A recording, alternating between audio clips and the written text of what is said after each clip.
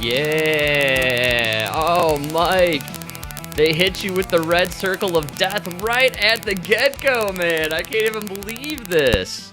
Holy cow. That's the only way, right?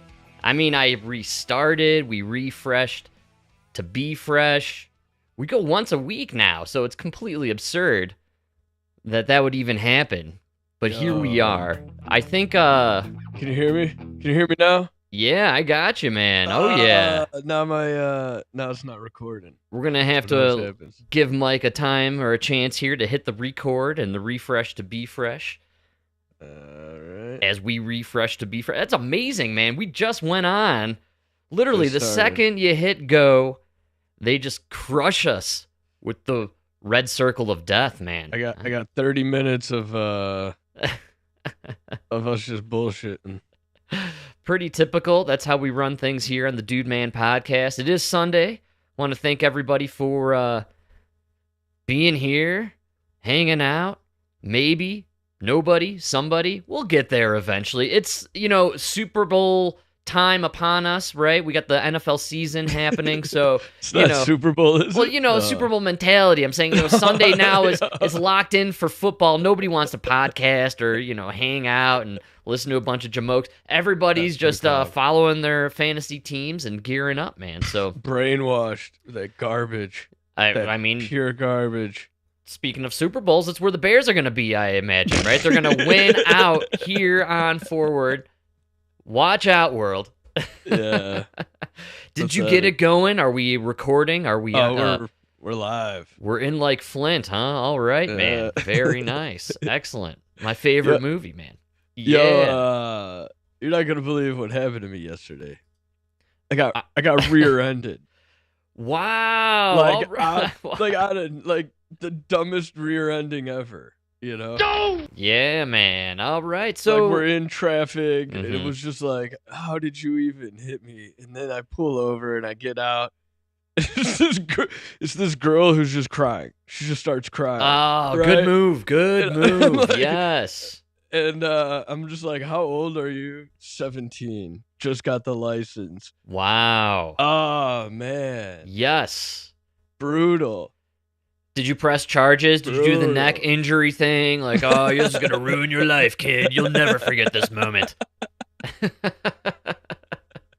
No, I just kind of like pounded the bumper back, and I was able to put the plastic back on. I was like, all right, whatever. We're good. You let her go on her merry way? No cops, no insurance? No, I felt bad. And then I felt like the asshole later because I was like, yeah, if it was anybody else, like if that was like a 30-year-old man, I would have been like, yo, insurance, we got to file a report. Neck. Oh, the neck. Yeah. Oh, man. I can't move my shoulder now, man. This is huge. It's crucial. It's for my job, bro. Oh, I'm going to have to take you to court. Look out. I mean, I know it doesn't look like a lot, but my tools were inside. All of them are broken. Right. Oh, man, I got to replace everything, man. I'm already on the phone with my insurance company as we speak. Sorry, my man. Better check your limit. This is going to get pricey. So you let them go. This is great, man, because now, years down the road, she'll be in her AI-powered Tesla, and someone in their AI-powered Rivian will bump into her, and she'll be like, hey, no problem. But then they won't be able to do it because they'll be on the CBD credit score system, and the banks will already know. They'll shut down the bank accounts. Cops will already be there. They'll have everything recorded. Yeah. So this lesson won't get passed on to further generations. In fact, we're all just screwed. This will be the last time someone can be generous like this. Yeah. Let it go. Buy water under the bridge. You're right. Like, by the time you get out and shake your neck, like, your phone's already vibrating. Like, it's like money deducted. Minus 4 points on your license. Yeah. You're basically Bruce Willis in The Fifth Element at this point, right? We're heading towards that, huh? Minus the awesome space travel. Yeah, absolutely. Totally. Like, you're not going to have hot naked chicks falling from the sky landing into your taxi cab, right? That's not going to be a possibility. I think even in that future, that was very rare. Very good call. Yes. I don't think that was once in a lifetime situation, right? But yeah, they nailed it in Fifth Element, man. I mean, that's where we're heading. You're going to have the autonomous cars. Sure, you'll be flying in your car, but you won't be flying it. And then you get into an accident. Your autonomous car gets into an accident. They deduct the points from your license, and then you can't access your money in your digital bank account. Good call. Unless you get your fifth booster, right? Instead of the Fifth Element, they'll call it the fifth booster. Actually, that'll be the movie in the future. Gross. Man, so good stuff. Hopefully I'm wrong. Hopefully she'll be driving in the future 10 years from now. Some kid bumps into her and she goes, hey, let's let it go, huh? I remember some fella back when I was a young kid. Let me go, right? So, you know, pay it forward, right? Yeah, hopefully. Hopefully. You know, it's just better to not... Karma. It's better to not involve the cops. I was, you know, throwing back a few brouhahas with Emma one Sunday watching a Bears game, I believe, this a few years ago, and rear-ended a fella with the Subaru, just ripped the frickin' thing off and just kept rolling. He was an illegal fella, didn't want to bring in the cops. I didn't want to bring in the cops. We're like, hey, let's just get the hell out of here as quickly as we can before the cops do show up, right? Well, that's what... I mean, I had just gone to the dispensaries in Michigan. So I'm like, I got this bag of weed in my truck. Great call. I'm flying high. You know what I mean? I'm like, I smoked one of those doobies back, you know, right when I hit the Indiana border. Yeah. Good call, man. Say, they couldn't have. She couldn't have picked a better guy to hit. Nobody wanted the cops less. Right, a guy who just bought some weed crossing the border with some illegal contraband, man. Yeah, that's right. Yeah, get out of here. Get out of here. Speaking of which, that Michigan border is unbelievable. Dude, every time I go there like once every month or two, and there's 2-3 new dispensaries every time. Just on the border, I imagine. It's the first exit. Yeah, that's what happened here in Colorado. Our most popular destinations, dispensary-wise, are Sedgwick, which is the east corner of Colorado, right on the border of Nebraska, right?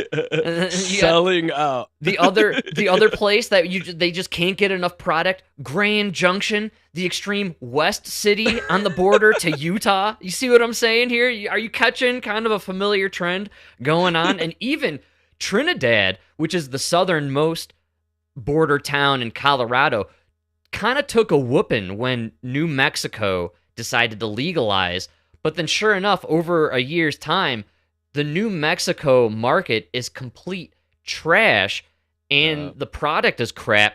So people are still jumping over New Mexico, going to Trinidad to get that border town Colorado weed, because we got the good stuff in Colorado. We still know how to produce it. Michigan's good stuff, man. Michigan is good. You'll see Iowa plates, which means people drove through Illinois and Indiana.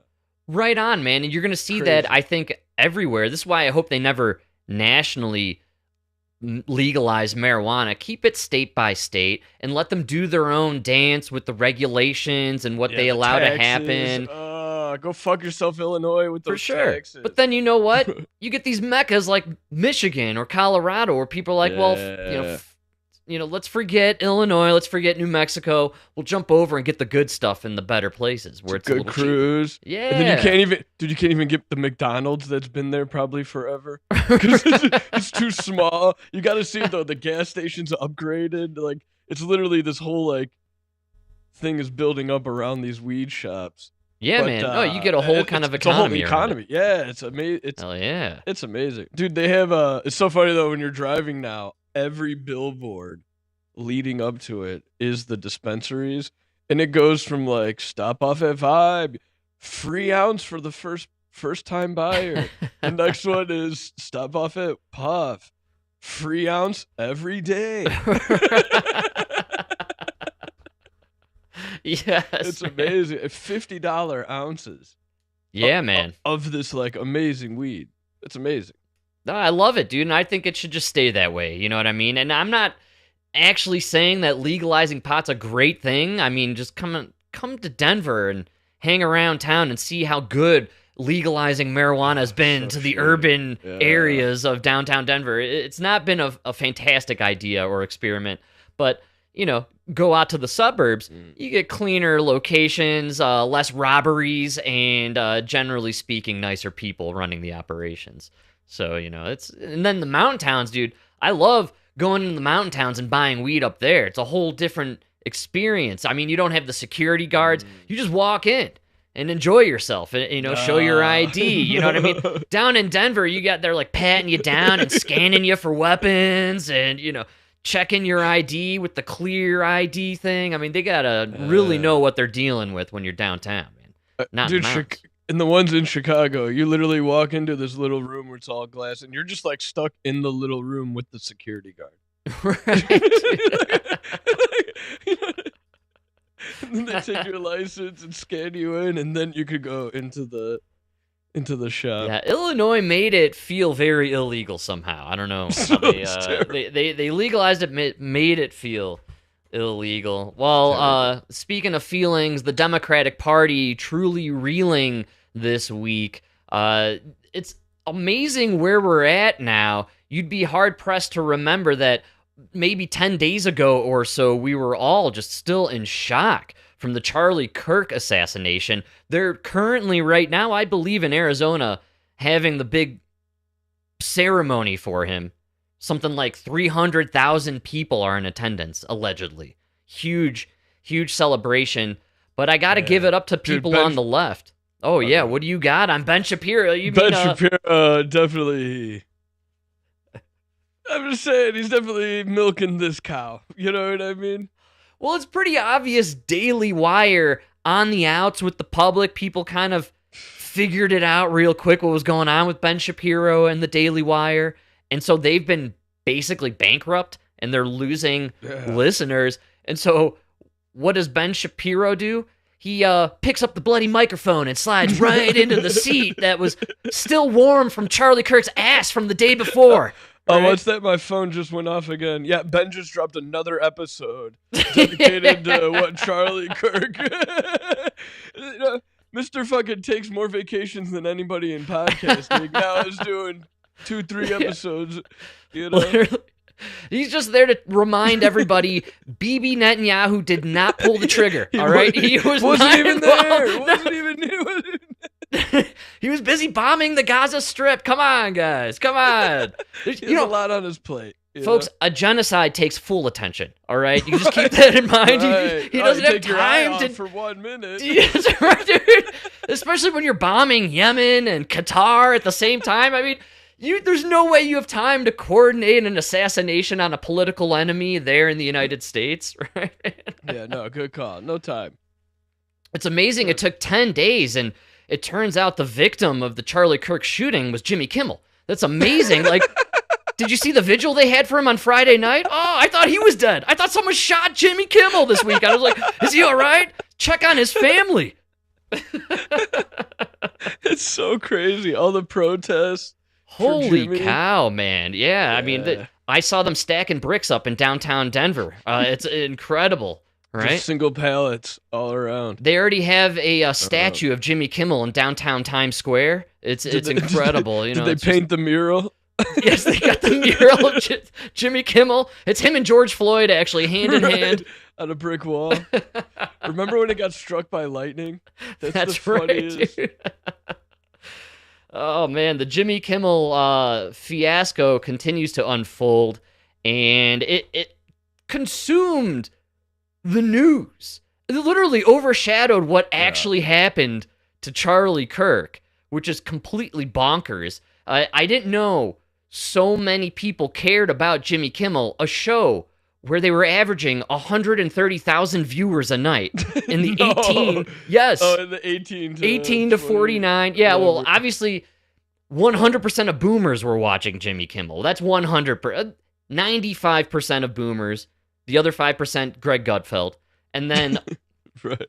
And then you get about 120 something, 130,000 people something. That matter. Everybody else tuning in to Jimmy Kimmel.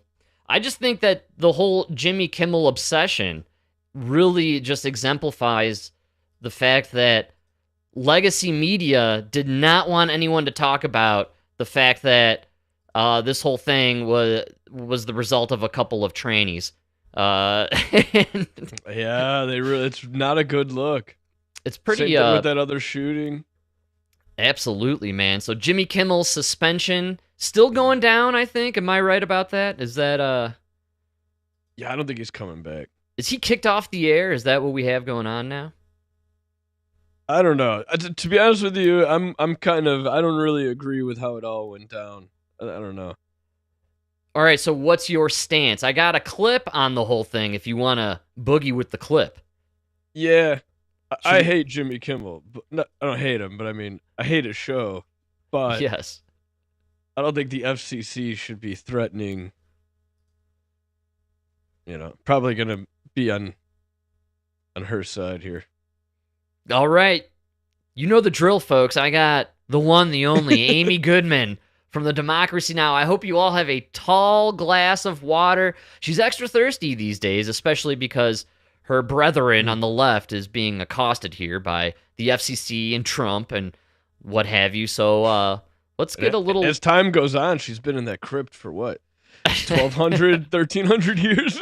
Is she wearing like a comrade communist outfit right there? It kind of... Oh, wow. Seems like there's something happening here with that. But all right, here we go. Democracy Now! Amy Goodman giving us the lowdown on ABC suspending. That's why I'm not sure if he's kicked off. They're just saying suspension. So I think he's going to be back. ABC has suspended the late night show of Jimmy Kimmel after the chair of the Federal Communications Commission threatened to take action against ABC for comments Kimmel made about the alleged killer of conservative activist Charlie Kirk. The backlash followed Kimmel's opening monologue Monday night. We hit some new lows over the weekend with the MAGA gang desperately trying to characterize this kid who murdered Charlie Kirk as anything other than one of them and doing everything they can to score political points from it. The abrupt decision to indefinitely suspend Jimmy Kimmel Live reportedly came from Robert Iger, chief executive of ABC's parent company, the Walt Disney Company, and Disney Entertainment co-chair Dana Walden. It followed these remarks by FCC Chair Brendan Carr to podcaster Benny Johnson. When you look at the conduct that has taken place by Jimmy Kimmel, it appears to be some of the sickest conduct possible. I mean, look, we can do this the easy way or the hard way. These companies can find ways to change conduct, to take action, frankly, on Kimmel, or, there's going to be additional work for the FCC ahead. Carr's comment contrasts with a tweet he wrote in 2022, reading, quote, "Political satire is one of the oldest and most important forms of free speech. It challenges those in power while using humor to draw more people into the discussion. That's why people in influential positions have always targeted it for censorship." All right. So, yeah, whatever. I'm going to go, yeah, that's right. So, we got Jimmy Kimmel. He's a martyr. A couple things. I don't think the FCC should be threatening networks. You know what I mean? Just because these guys say something. Yeah, good call. It didn't seem that bad. And you always got to remember that the shoe's going to be on the other foot. Democrats are going to take over. And then you don't want them doing this, This has already happened with Bill Maher. He alluded to it on his show the other day on Friday on how he was literally kicked off ABC during the 9/11 hoopla and all of that. And that was the Bush administration kicked him out. Republicans, this is not a new tactic for them in any way, shape, or form, but the Hollywood Reporter and the Wall Street Journal actually came out with some pretty interesting details that I noticed mainstream media kind of swept under the rug. But Jimmy was apparently behind the scenes talking to the producers of the show, and they told him to just tamp it down, to cool it off. You know what I mean? They're like, hey, it's getting violent out there. You're stoking the flames. You were wrong, by the way. This guy wasn't a MAGA sympathizer. He was the total opposite. He's a left-wing nutjob dating a lady fella. All right, so you were completely wrong. I love how they tried to make him out to be MAGA. I know. No MAGA are dating lady fellas, despite what Don Lemon wants you to believe. Yes. No, it's Kimmel, you were wrong. But you know what? You're allowed to be wrong. Free speech is free speech, man. It's all right. But according to these articles, and again, Wall Street Journal did a nice deep dive on it, but they said the executives said to Jimmy, hey, man, go out there Wednesday night, apologize. You were wrong. This kid was not MAGA. Make that statement. Let's cool it down. All right. Everybody's really fired up about this. Let's just turn down the heat. Jimmy Kimmel apparently refused, said he wasn't going to apologize, and was going to basically double down on everything about Trump and all this stuff. And basically right up to the last minute on Wednesday, they were like, dude, you either apologize and calm it down or we're suspending the show. And he goes, I'm not apologizing. So they suspended the show. Mm. So a lot of this rides on Jimmy Kimmel, who refused to walk back an absolute lie. And you know what? Jimmy Kimmel doesn't have to be the bringer of truth. It's late night comedy. But unfortunately, we live in a world where all boomers believe what Jimmy Kimmel and Stephen Colbert and Jon Stewart say is the truth. And so the second Kimmel makes a joke about Trump telling you to inject bleach into your veins, that becomes the truth and that becomes their reality. Yes. So that's the problem with this whole thing, which is, unfortunately, Jimmy Kimmel, you have 30% of the population who's like, oh, Jimmy Kimmel said he's MAGA, so therefore I'm going to argue with my kids now for the next 10 years that this guy was a MAGA shooter. No, he was far, far right. That's why he killed the far right. Yeah, he was a groiper, right? Groiper. I love how they're like, he was too far right. That's why he killed the far right guy. And then you're like, oh, kind of like Dupape was very far left and went after Nancy Pelosi's husband. No, no, he was a MAGA far right who lived in a commune in Berkeley. Yes. Canadian and voted for socialism. Absolutely, man. And I think ultimately with the left right now clutching their pearls over free speech, where were you free speech warrior assholes during 2021 when we were being banned and kicked off and censored from social media because we were telling the truth about the poisonous gene therapies they were mandating and firing people for not taking? Where were you assholes? All of you. You're all assholes. You were getting everybody kicked off everything. We're people still were being fired. We're still Tucker shadow Carlson. banned, man. Yeah. Isn't that why Tucker got fired? Tucker Carlson was fired. Alex Jones was sued billions of dollars. I mean, everybody who decided to go against the vaccine mandates and claim, hey, you know what? Maybe, just maybe, the virus didn't come out of a wet lab where a pangolin had sex with a bat. Just maybe, hang with me. Maybe the virus came out of the gain-of-function lab funded by Tony Fauci and the NIH where they were experimenting with COVID-19. How do I know? It's in his emails where at the bottom he said, delete these emails. Delete the email, huh? Come on.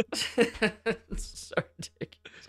It just kills me that everybody now is all about free speech. But 4 years ago, you were banned and kicked off and censored off of every platform if you even attempted at some semblance of free speech. You weren't even allowed to say anything about George Floyd back then. Oh, George Floyd, yeah. It's crazy. No, I don't think you'll ever be allowed on TikTok. I am banned forever from TikTok. TikTok. Forever, still, because of the COVID-19 censorship. Never again. Actually, I think TikTok was more against the chemtrail talk. I'm pretty sure they were not down with the chemtrail stuff. Nobody cares. You can talk about chemtrails. The vaccine. That was, couldn't talk about it. Well, either way, it seems like the Jimmy Kimmel experience this past week was all just a grand distraction from the truth, which is whatever bullshit they're feeding us about this alleged killer of Charlie Kirk, it ain't flying with like 90% of the people online right now. No, dude. No. It's gotten to a point where yesterday they were like, No, it was a magic bullet. See, and it like went through here, took a left turn, hit the clavicle, barely made it. Now it's lodged in the neck. We never found the bullet. Actually, it's magical. It flew away. To be never totally found honest. it. Huh? No, they're claiming it's in there. I don't know. Either way, the kid is he's dating a tranny. So, I don't know. You think this kid did it? Mike, didn't you see the text exchange of these two star-crossed lovers? Frank, how absurd is that text exchange? Is this for real, dude? I can't believe they're trying to sell that. Drop what you are doing. Look under my keyboard. What? You're joking, right? I am still okay, my love. But I am stuck in Orem for a little while longer yet. Shouldn't be long until I come home. But I gotta grab my rifle still. To be honest, I had hoped to keep this secret till I died of old age. I am sorry to involve you. You weren't the one who did it, right? I am sorry. I thought they caught the person. No, they grabbed some crazy old dude, then interrogated someone in similar clothing. I had planned to grab my rifle from the drop point shortly thereafter, but most of that side of town got locked down. It's quiet, almost enough to get out. But there's one vehicle lingering. Why? Why did I do it? Yeah! I had enough of his hatred. Some hate can't be negotiated out. If I am able to grab my rifle unseen, I will have left no evidence. Going to attempt to retrieve it again. Hopefully they have moved on. I haven't seen anything about them finding it. How long have you been planning this? A bit over a week, I believe. I could get close to it, but there's a squad car parked right by it. I think they already swept that spot, but I don't want to chance it. All right, I'm going to give up there. I thought that was a lot of fun, though. I enjoyed it. Mike, did you enjoy that? Yeah. Fuck, man, that was incredible. It gets a little long-winded from that point forward, but either way, I think we can agree. But it is a performance. I'm glad you read it as it's a performance there. There's no way that's real. This was obviously written by the same DEI team at Disney that wrote the lesbian love triangle from Doctor Strange 2, Electric Boogaloo. I don't know if you remember that. I think it's the same core group of writers. They're like, no. When it comes to tranny dialogue, we got this. We'll make it believable. This is how people talk. Trust me. My love. Believe me, my love. I was just waiting for him to be like, it's quiet. Almost too quiet. This shit's the funniest stuff ever, man. They are really trying to sell this imaginary story about the two star-crossed lovers, the fella and the lady fella. I love how they're painting it, by the way. Did you see any of the breakdown or the coverage that went on in social media, or I'm sorry, in the legacy news media? No. So they tried to paint this as a beautiful love story, and I got this dude from ABC News, and he was breaking down the dialogue like I did, and he goes on to explain why this is such a beautiful story. And I think this is important for everyone to just see. This is how the mainstream is actually portraying this whole thing. This is, just star-crossed lovers, Mike. That's exactly what this is here. So here we go. We have seen an alleged murder with such specific text messages about the alleged murder weapon, where it was hidden, how it was placed, what was on it, but also it was very touching in a way that I think many of us didn't expect. A very intimate portrait into this relationship between the suspect's roommate and the suspect himself, with him repeatedly calling his roommate who was transitioning calling him my love, and I want to protect you, my love. My love! My love. Oh, it's so stupid. So it was this duality of someone who the attorney said not only jeopardized the life of Charlie Kirk and the crowd. Is gonna love prison. Yes. Don't! But was doing it in front of children. Trannies are kind of all they got, you know? Is one of the aggravating circumstances of this case. And on the other hand, he was, speaking so lovingly about his partner. So a very interesting and, as Pierre said, riveting press conference, David. It was tough. Yes, riveting. And like he's just talking about his lover, man. Come on. Yeah. Brought a tear to my eye. So here's my thinking. If he actually makes it to trial and goes to prison, all right, it was him. He was just a crazy lone gunman. If he gets executed, then we know it was the Jews. Oh, yes! All right, man. Great call. Yes. No, I'm totally down with that synopsis. I'm big on the second shooter theory. I've been picking apart this new theory that's floating around here.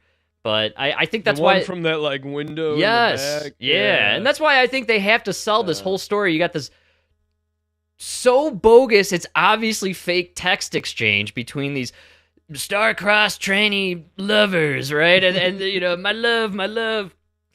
And you're in the middle of like this, that you just shot this guy, you're running with this rifle, you're putting it down, hold on.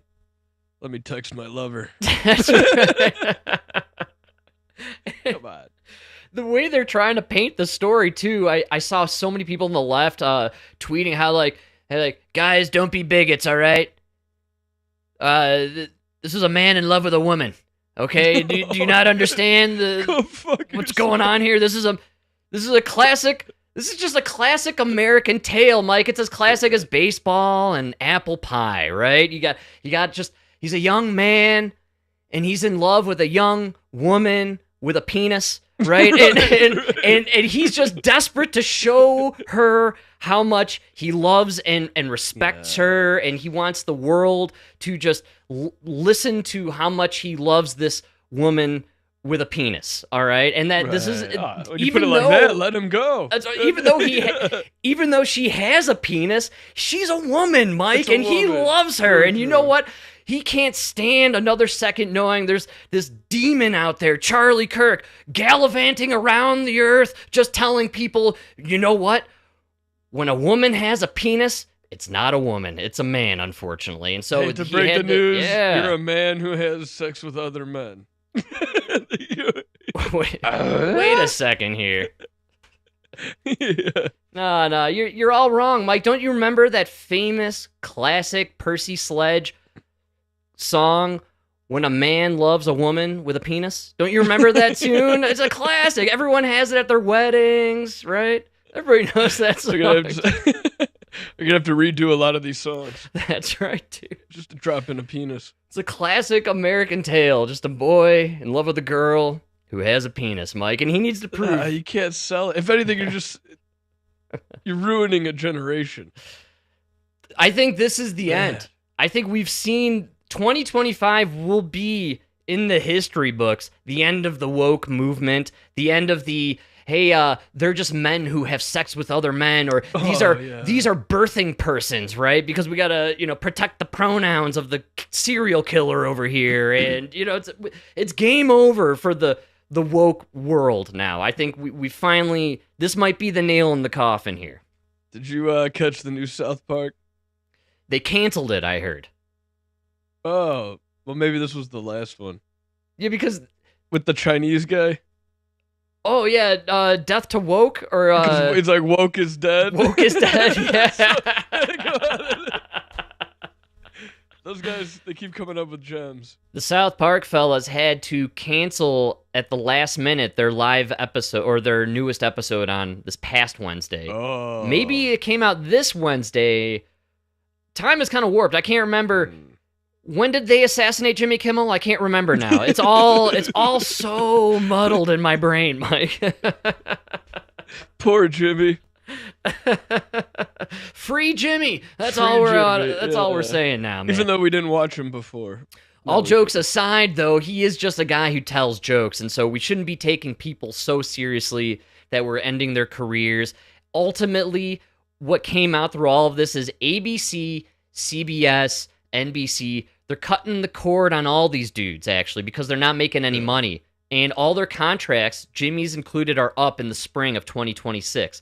And the more these characters say unsavory things, the companies just aren't going to ride it anymore because they're going to fire them anyways in a couple months. So it's basically just, just be funny guy, dance on the camera, you know what I mean, for a few more months, and then drift off into the sunset. Otherwise, we're going to cast you out to the cornfield. That's basically, it's your choice, It really isn't even about the audience. It was the sponsors There's no money. We're threatening to drop the show, and that's money, man. That's it. Same thing happened to Colbert. It's going to happen to Fallon and Seth Meyers, who I forgot existed until I started reading about all the late night guys coming out. I forgot these dudes existed or even had TV shows. Isn't that so funny? Yes. Yeah, I know. So, it's funny. I asked Emma, I was like, hey, when's the last time you saw a Jimmy Kimmel skit float onto your TikTok feed? And she was just like, like, what? I'm like, yeah, a Kimmel skit from his late night show. And she goes, I forgot he had a show until he got fired and everything was popping up on TikTok about him being fired. I'm like, there you go. That's all you need to know. The TikTok generation hasn't thought of Jimmy Kimmel since the last time he was viral, which was in 2021 when he said, all the anti-vaxxers deserve to be left at the front door of the hospital and die of heart attacks. You remember that? Yeah. Remember, what's that, Wheezy? Yes. Unvaccinated? Exactly, you can man. wait outside, Wheezy. All right. Yes, so, that shall be his legacy, I guess, unfortunately. The TV is just no more. I'm the last of the watchers of cable television. And I'm checking out myself. Mike, I finally got around to seeing the new Superman. There's a new Superman? It came Did out. We talk about it? Yeah, it was super woke. Remember, he's an illegal alien. Oh yeah. Remember they did the whole thing how he's an immigrant. That's right. Which they push in the movie. It becomes like his statement at the end, like after he's like face to face with Lex Luthor, and he's like, "This is where you got me wrong, Lex. I've been an illegal alien the whole time, but I've been born and raised here." Yeah, it's like so ridiculous, Shut the dude. Fuck up. Superman super sucks, folks. I hate to break it to you, but it is super crap. Emma and I were sitting there, and she was TikToking while I was actually watching. In the theater? No, it's streaming. It's already streaming on HBO Max. Yeah, so we're streaming it. I'm hanging out.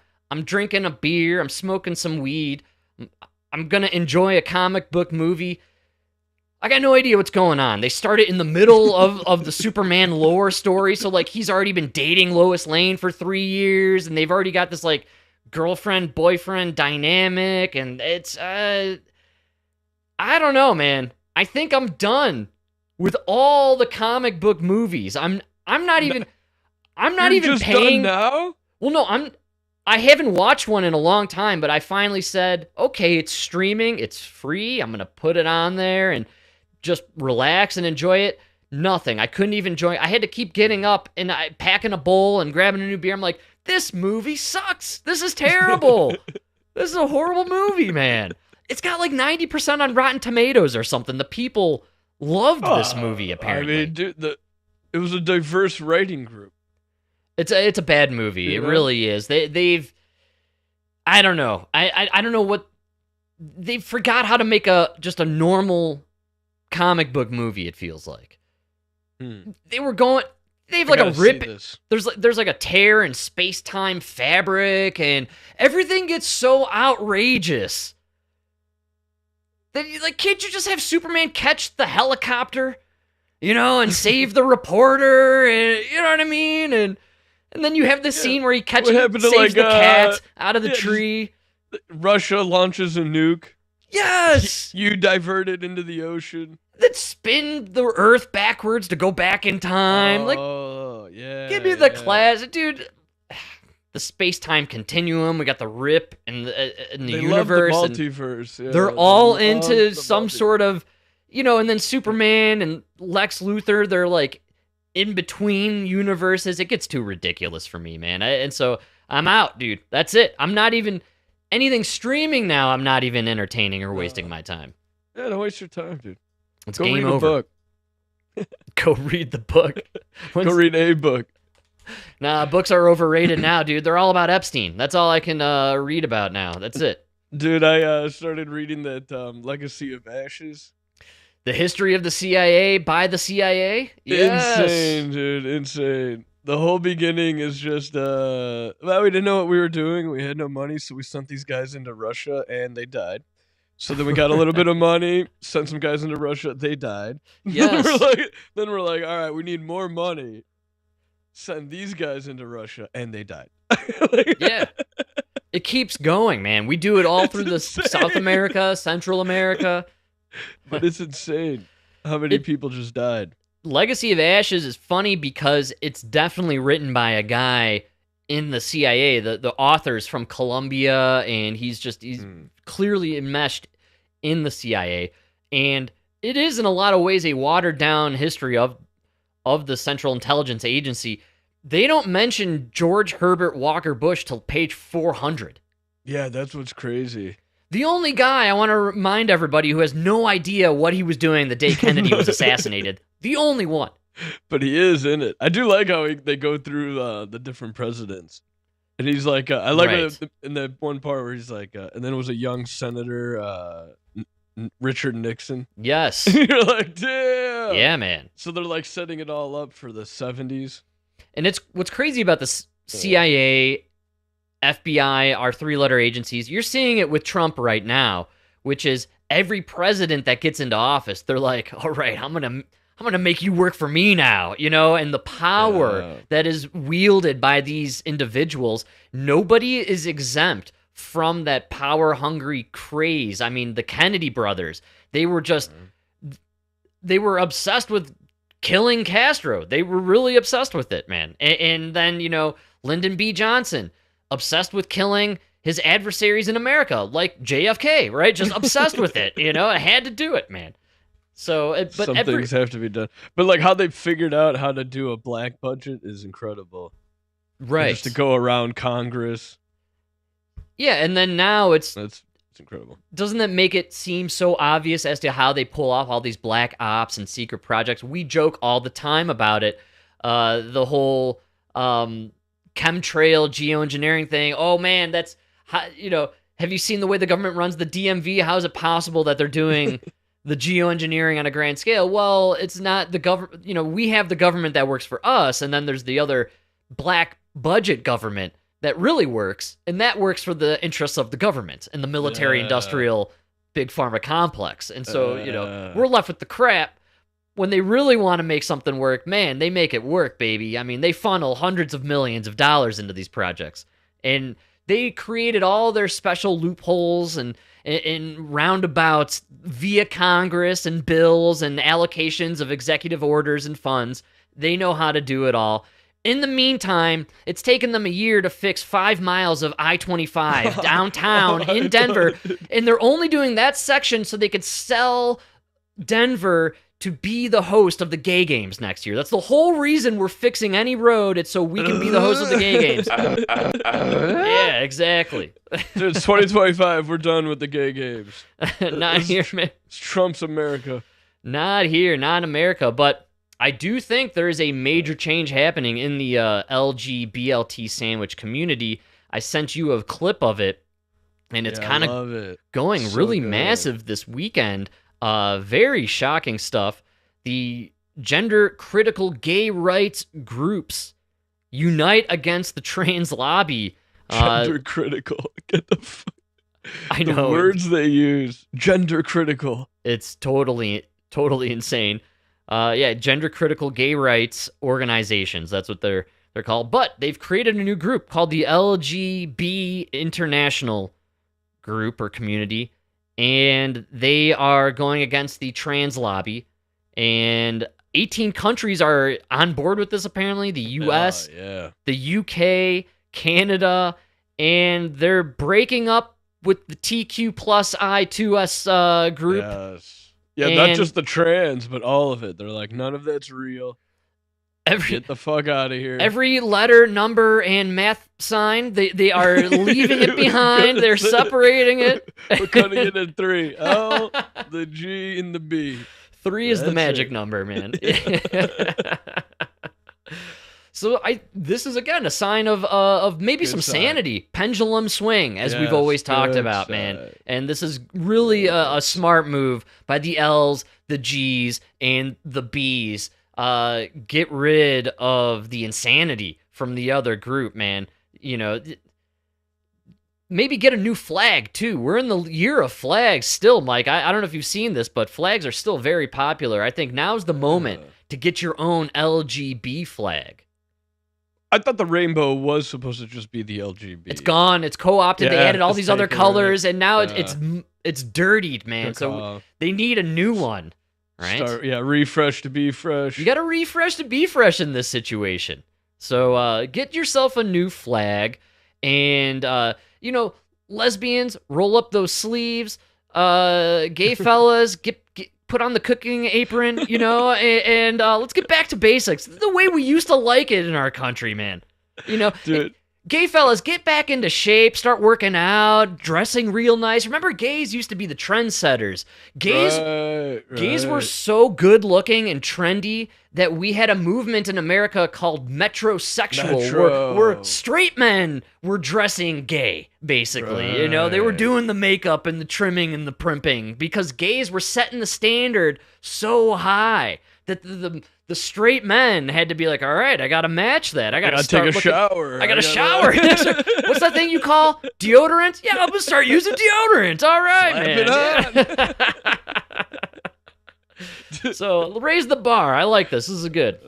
Dude, I don't know what happened, but the YouTube algorithm decided I needed Caesar Milan, the dog whisperer, in my life.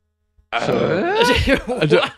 Bro, I just went on this like marathon of Caesar. Dude, it's the greatest show ever made.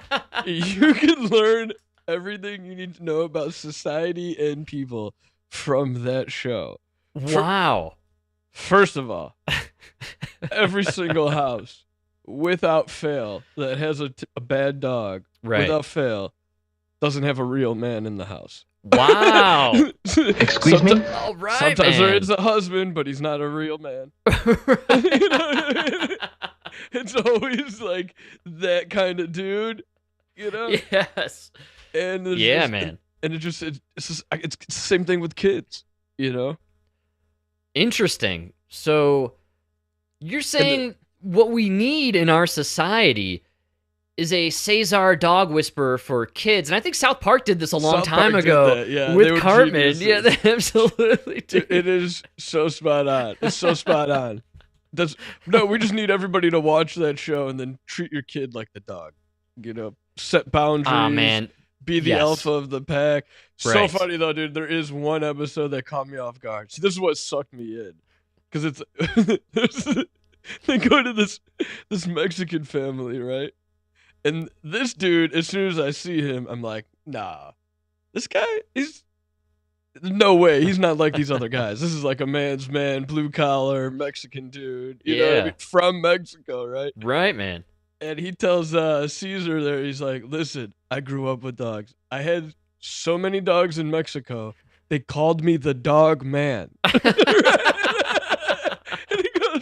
He goes, but something is wrong with this dog that my son brought home, right? Like, something's wrong with it. Then they cut to, they had to bring in a wolf specialist because the dog was half wolf.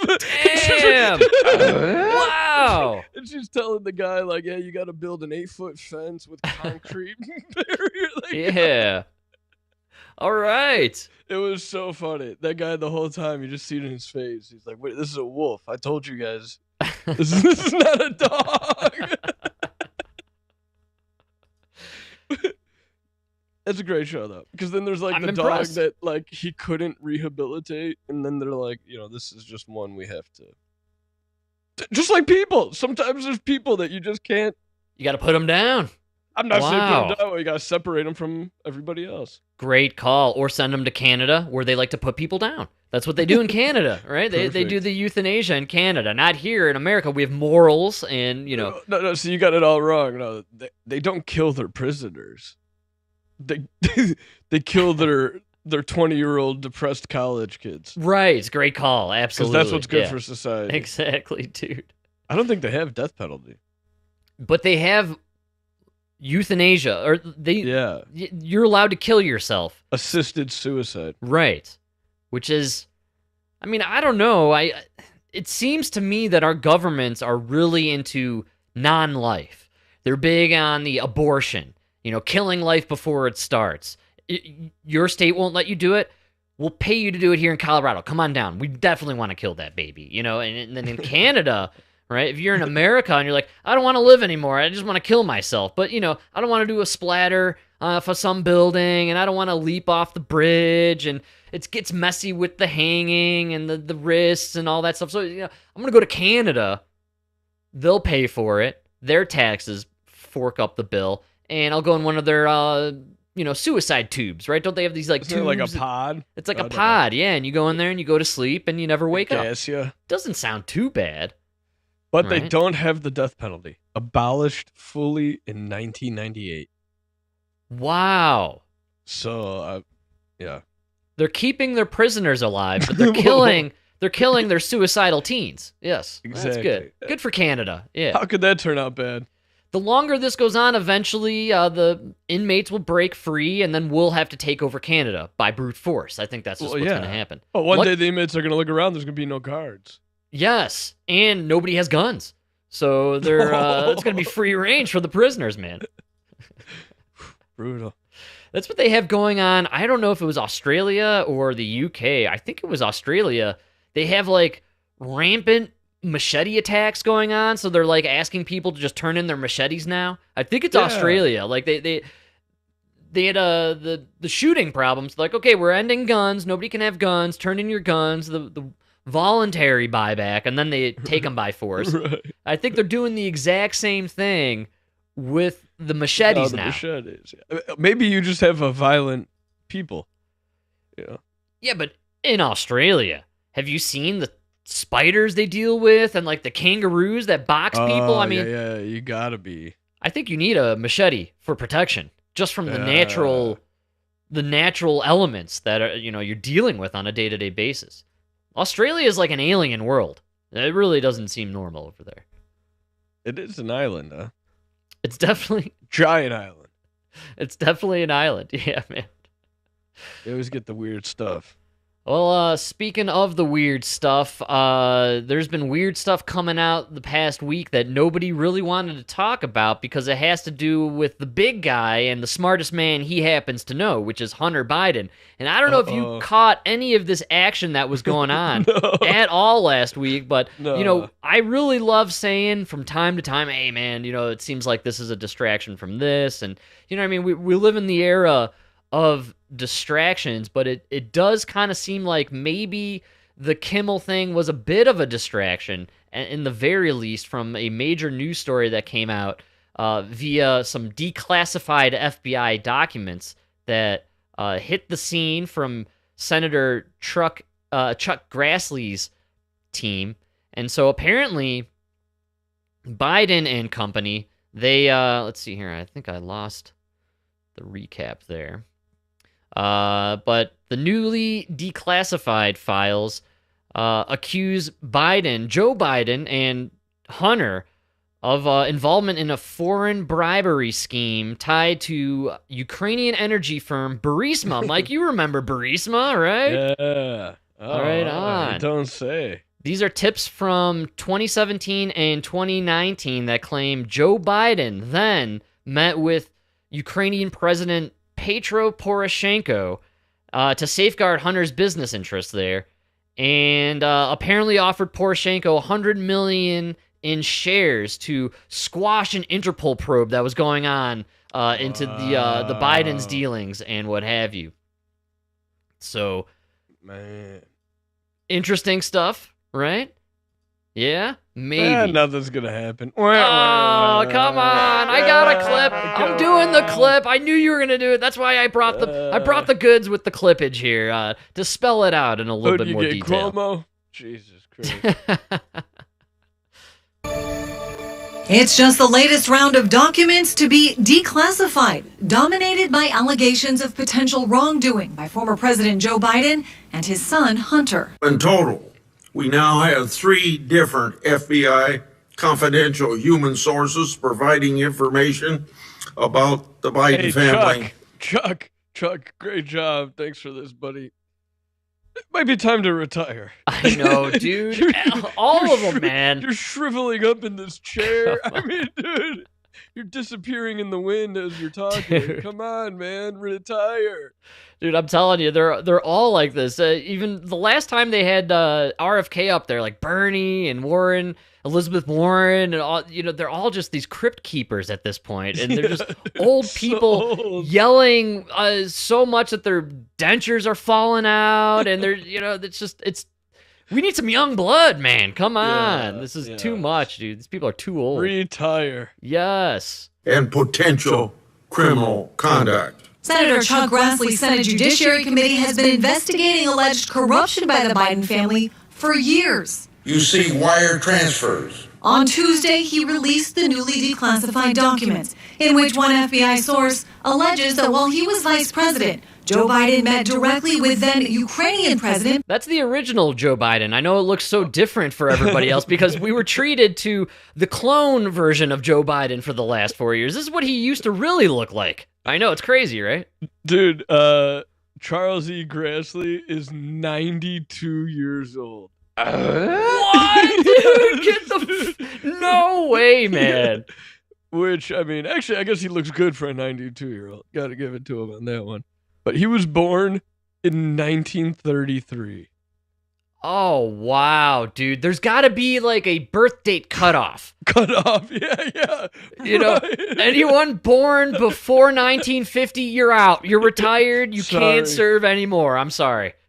That's crazy. Which, that's right. That shakes out to about 75. That should be the end right there. Absolutely. Yeah, oof, 92. Whoa, that's way too old to be representing people a third of your age. Petro Poroshenko to protect the business interests of his son Hunter and would, quote, take care of Burisma holding issues, and Poroshenko would protect Zolochevsky. Mykola Zolochevsky was the owner of the gas.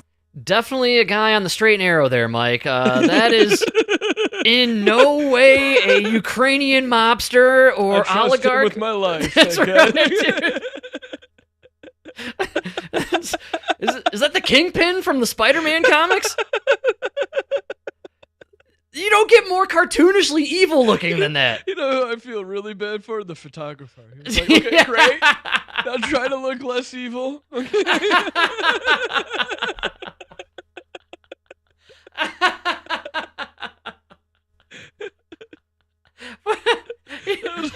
We're going to do another take. You look fabulous, less sinister. Can we do something more friendly, maybe? I don't know. Can we throw a flag in there or something? Make this guy lighten up the room. I swear to God, the light dims when he walked in the room.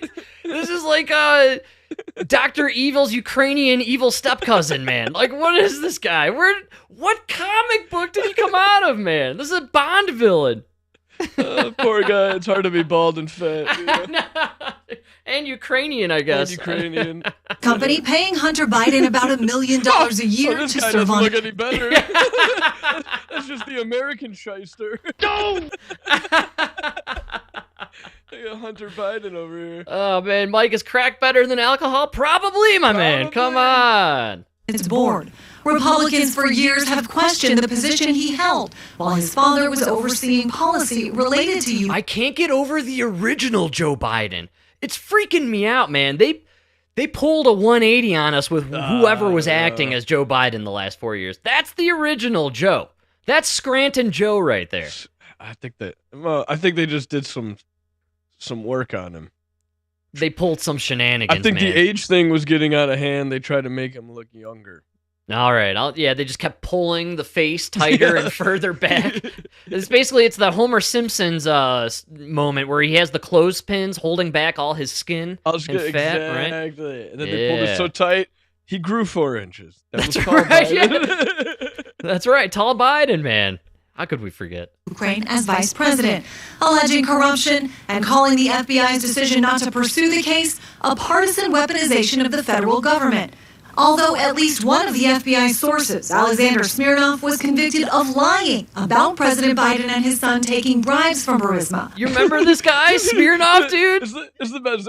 Everything that happened, all these people who took millions of dollars and laundered it through Ukraine, Smirnov is the only one that goes to prison. And Sam Bankman-Fried. These guys are in jail. These are the guys. Yeah. Well, this is just like the Epstein situation, which is, Epstein, case closed. He went to prison. He killed himself. He was trafficking women to himself. Come on, people. It's obvious, right? Same thing here. What? Laundering money to themselves. This guy was just, Smirnoff was just laundering it to himself, man. There was nobody else involved here. He went to jail for lying about Joe Biden's crimes. I know, dude. It's so ridiculous. Joe Biden never went to jail for those crimes. It's insane. Oh, well, he's immune, man. I mean, Trump did open that door. They even brought this up when they were basically saying, hey, look, we got proof that Obama weaponized the DOJ and FBI against Trump and the CIA, but we can't do anything about it because Trump had to declare immunity of his own crimes. So now Obama's immune, therefore Biden also immune. We gotta just it should be we all like find somebody that doesn't want to be president and then we make them president. I've been saying this from day one. You need like a lottery. You have to be dragging this guy by his ankles into the White House to be president. Like, and they're leaving fingernails on the sidewalk. They're just begging for their life not to go and have to serve their punishment of 4 years to be the president of the United States, man. Yeah, it should be a guarantee. Or you're going to go be president for 4 years. You're going to lose your entire fortune. You'll have nothing when you come out of it. They may even kill you during the process. You have to liquidate everything. All your businesses, absolutely. Everything you have. Yeah. It would have to be kind of like the scene in Men in Black, basically, where you go up to the machine and it like rips your fingerprints off your hands and they remove all the markings and you just become this like totally just anonymous person. They clear your bank accounts, everything from your history wiped from the internet, and you're just a blank nothing of a person, and you will make no money off of whatever you do when you are president. Yeah, the government provides you what you need from now on. You get the paycheck we promised, 400 G's. That's all you're getting, man. Oh, brutal. But the same should be for the senators. Every state has the 2 senators. All right, you become senator, fine. You're making nothing. You don't get to do stock trading. You don't get anything. And we're holding your bank account. I like that. Yeah. Yeah, there should be more scrutiny. You shouldn't have all these people trying to get in just so they can make millions. Seriously, man. That's all it is now. Just people really lining their pockets. And the Obamas. Yeah, man. And look at what this thing was with Hunter Biden. The only guy properly pardoned for the last 14, 15 years, right? And look what's coming out now as they declassify stuff. Oh, well, Biden, while he was, or right after he was vice president, was wheeling and dealing with Poroshenko and all these oligarchs in the Ukraine via Hunter Biden, getting kickbacks, lining their pockets, laundering money, and then doing the crypto dance with Sam Bankman-Fried, ultimately laundering money through Ukraine, through the DNC. Yeah. It's so crazy what happened. The 4 years Trump was president, man. I mean, this is the classic magician's trick with Trump. They're like, oh, Steele dossier, look over here. Look at this. He's colluding with the Russians. And at the same time, while no one's paying attention, Biden and Hunter are literally getting kickbacks and wheeling and dealing with Burisma and all these oligarchs in Ukraine. And China. They were also getting money from China, which... Yeah, why do we always forget about China within all of this? And then it happens to be China was the one that sealed the deal for Biden in 2020. I mean, would Biden have won in 2020 if we didn't have the lockdowns? Ooh, good call. Absolutely not, right? No, they needed the lockdowns to force the phony mail-in voting to pump up those 15 million mysterious Democratic voters that appeared just for 2020 and disappeared the next 4 years. Right? Did you send me that thing about the The voting machines, or was that on a podcast? Oh man, I don't know. What do they have? Is this like the Dominion? I was listening to the Dominion voting machines, and how it came from Venezuela and all that, and what? like what? They said the first election they used these machines on, or to sway, the first election they swayed was the Obama election. That seems about right. Yeah. Like the second Obama election. No, I believe it was the one against McCain. I believe it was him in the primary. Right on, or something like that. I forgot what they. Yeah, I gotta go back and listen to it. Yeah, there's a lot of theories out there that Obama was this created asset via the three-letter agencies and maybe some mysterious foreign intelligence agencies, and he was brought in to purposefully destabilize America and usher in kind of what we're dealing with now. And you can kind of pinpoint a lot of the bad crap we have right now on Obama.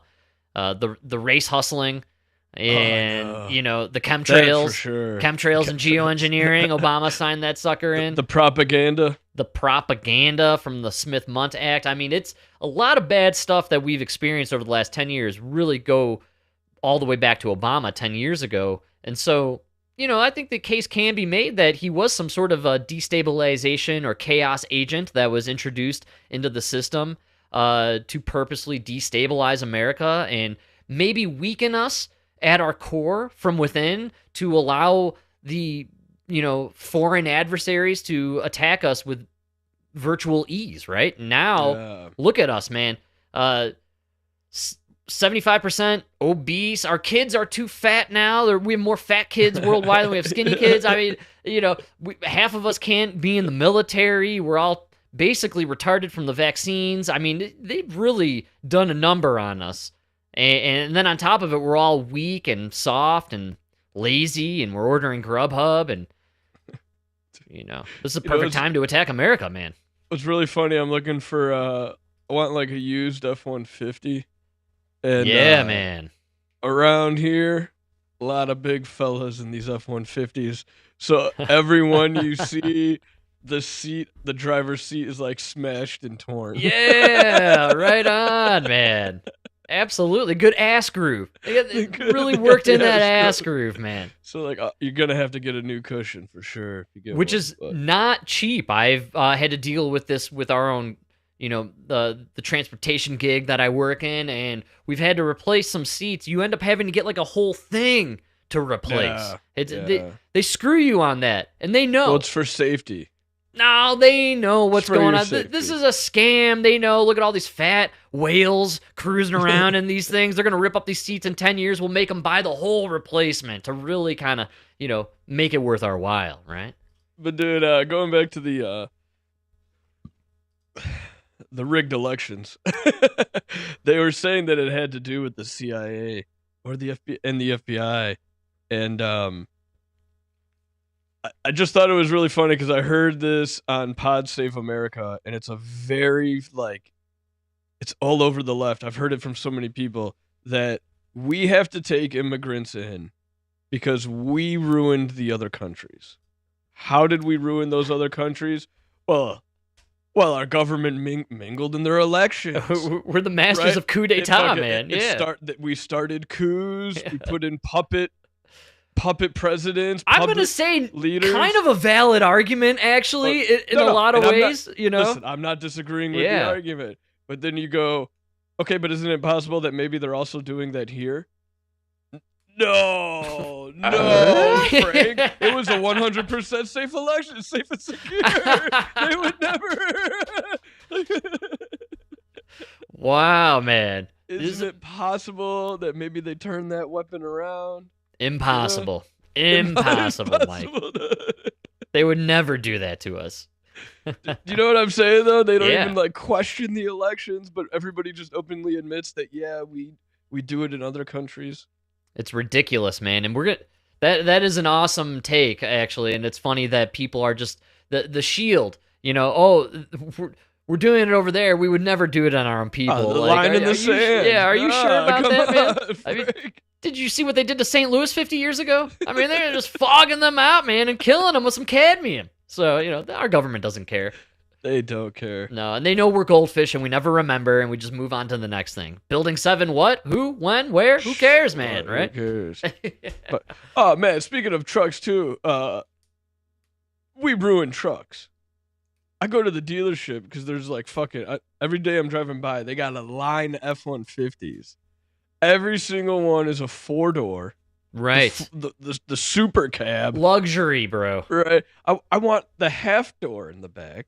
Right, that little with an 8-foot bed. Give me a fucking dude. There is literally no 8-foot bed within 5 states. You're talking like a guy who's going to use his truck to do stuff. No, the truck is so you can take up 2 parking spots at the In-N-Out Burger. Right, yeah, that's why you get the big double wide, man. Yeah, you're gonna take up multiple spots at the drive-through there, at the In-N-Out. That's the whole point. It was insane. And then they were all. It's a 2.7 liter engine now. All of them. I couldn't believe it. Who's gonna spend that kind of money? No, we've lost priority in our society now, and you need the bigger cabin so you have more space to eat and film your TikTok videos of you eating. Right? That's why you need the bigger cabin space. So the fat asses can get around with their tripod and film themselves stuffing their face and rating this restaurant over the other, right? That's the whole... It's so insane. That's what we do now. $50,000. Of course. Like the lowest end. I even went online to see if I could build one. No. It was like 55. Look at this guy. Builds a clock. Now he's going to go build a truck. Oh, man. It's unstoppable over here, man. You make your own.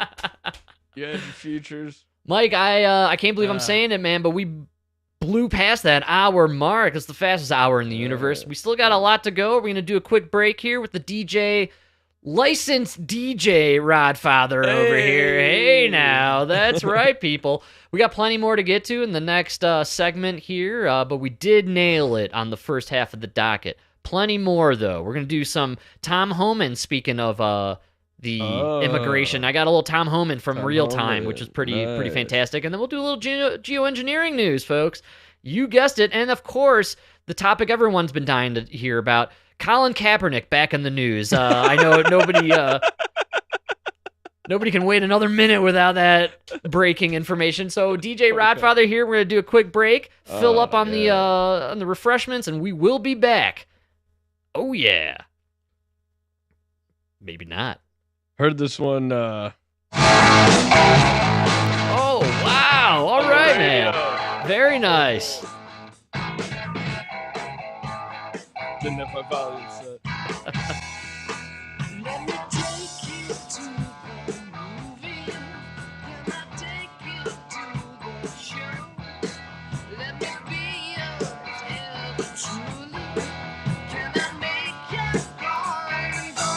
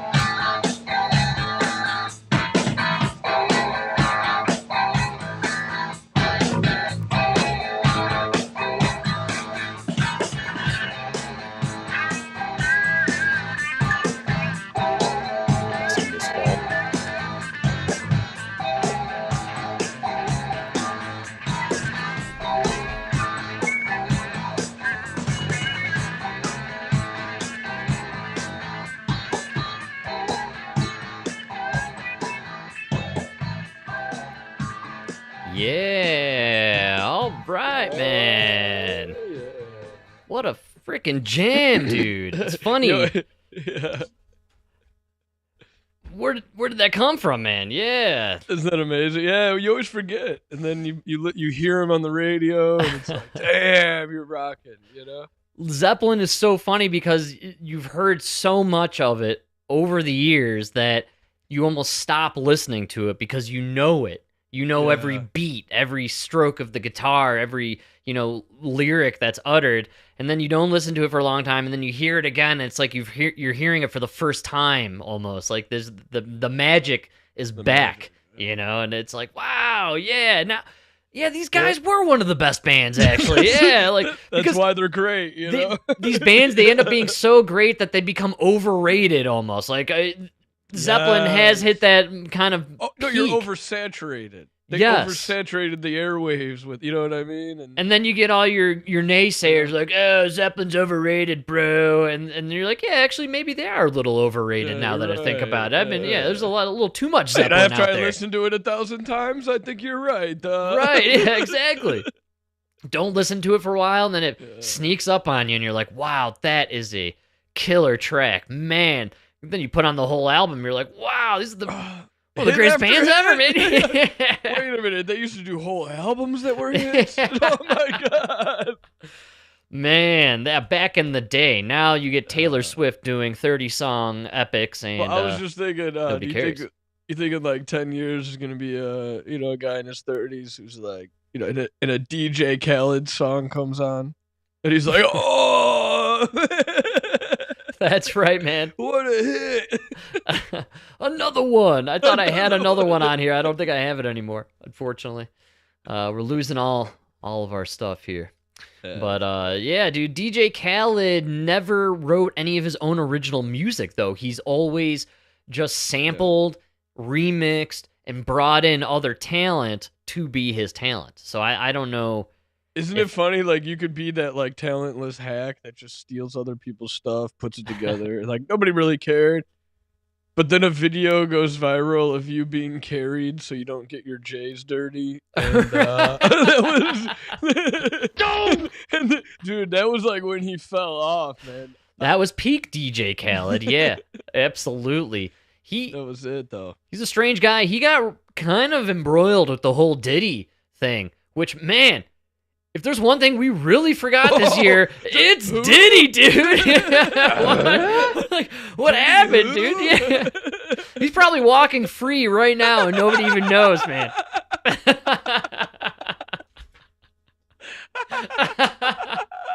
Holy cow, what a crazy year. Like, we completely forgot about Diddy sex trafficking. Kanye wrote a song praising Hitler and the Nazis. We found out Diddy was butt raping every rapper you've ever heard of. And it's only September, and we just forgot about it. That's gone, man. I said it before the show. This is the greatest time to be alive. This is fantastic. Are you not entertained?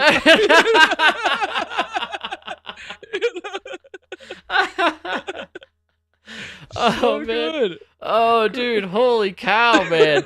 Diddy who? Like, what? How did... In any other year, dude. Any other year. Like, we'd still be talking Diddy. He butt raped every rapper. I know. He took Bieber for 48 hours. And crazy, man. Oh, dude, yeah. Bieber has an album that came out. He released a second cut or version of that album like last week.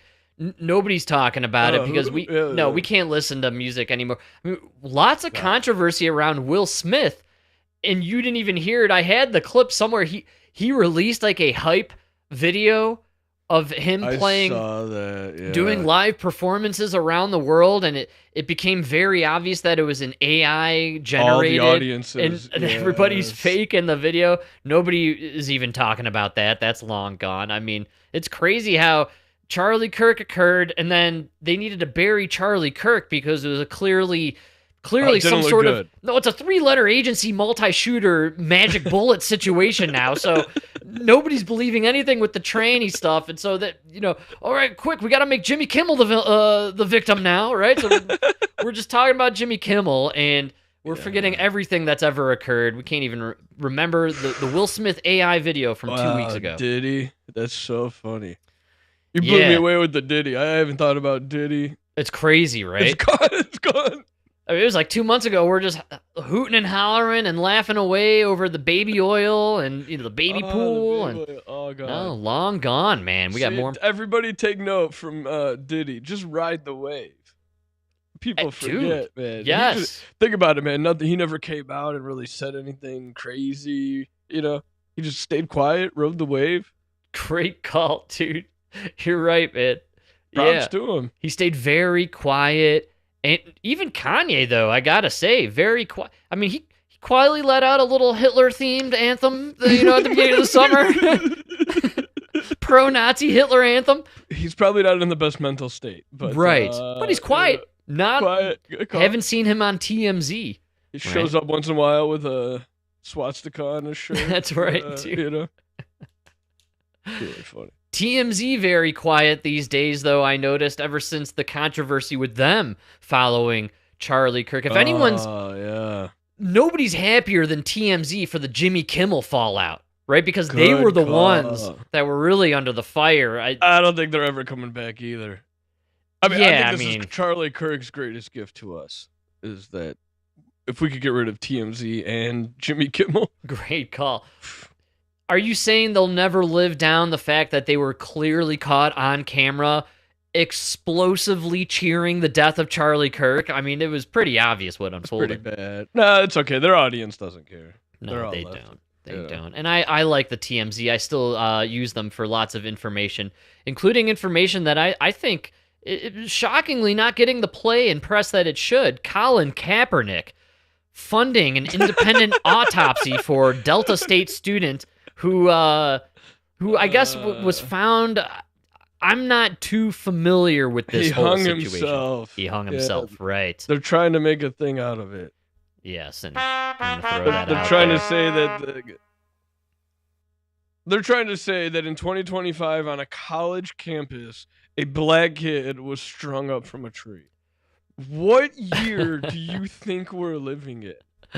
Honestly, man. Well, Colin Kaepernick is always jumping on an opportunity to put his name into the limelight, especially since NFL season just kicked off. We're 3 weeks in. Already a couple devastating injuries in the quarterback position, Mike. So I think Kaepernick senses an opportunity here, right? No way. I think I've seen this movie. He should. Colin, listen to me. You need to get a houseboat. You need to be like sleeping on your houseboat. Yes. Oh, good call. Yes. With like empty bottles all around. You know what I'm saying? Yes. When they come calling, right?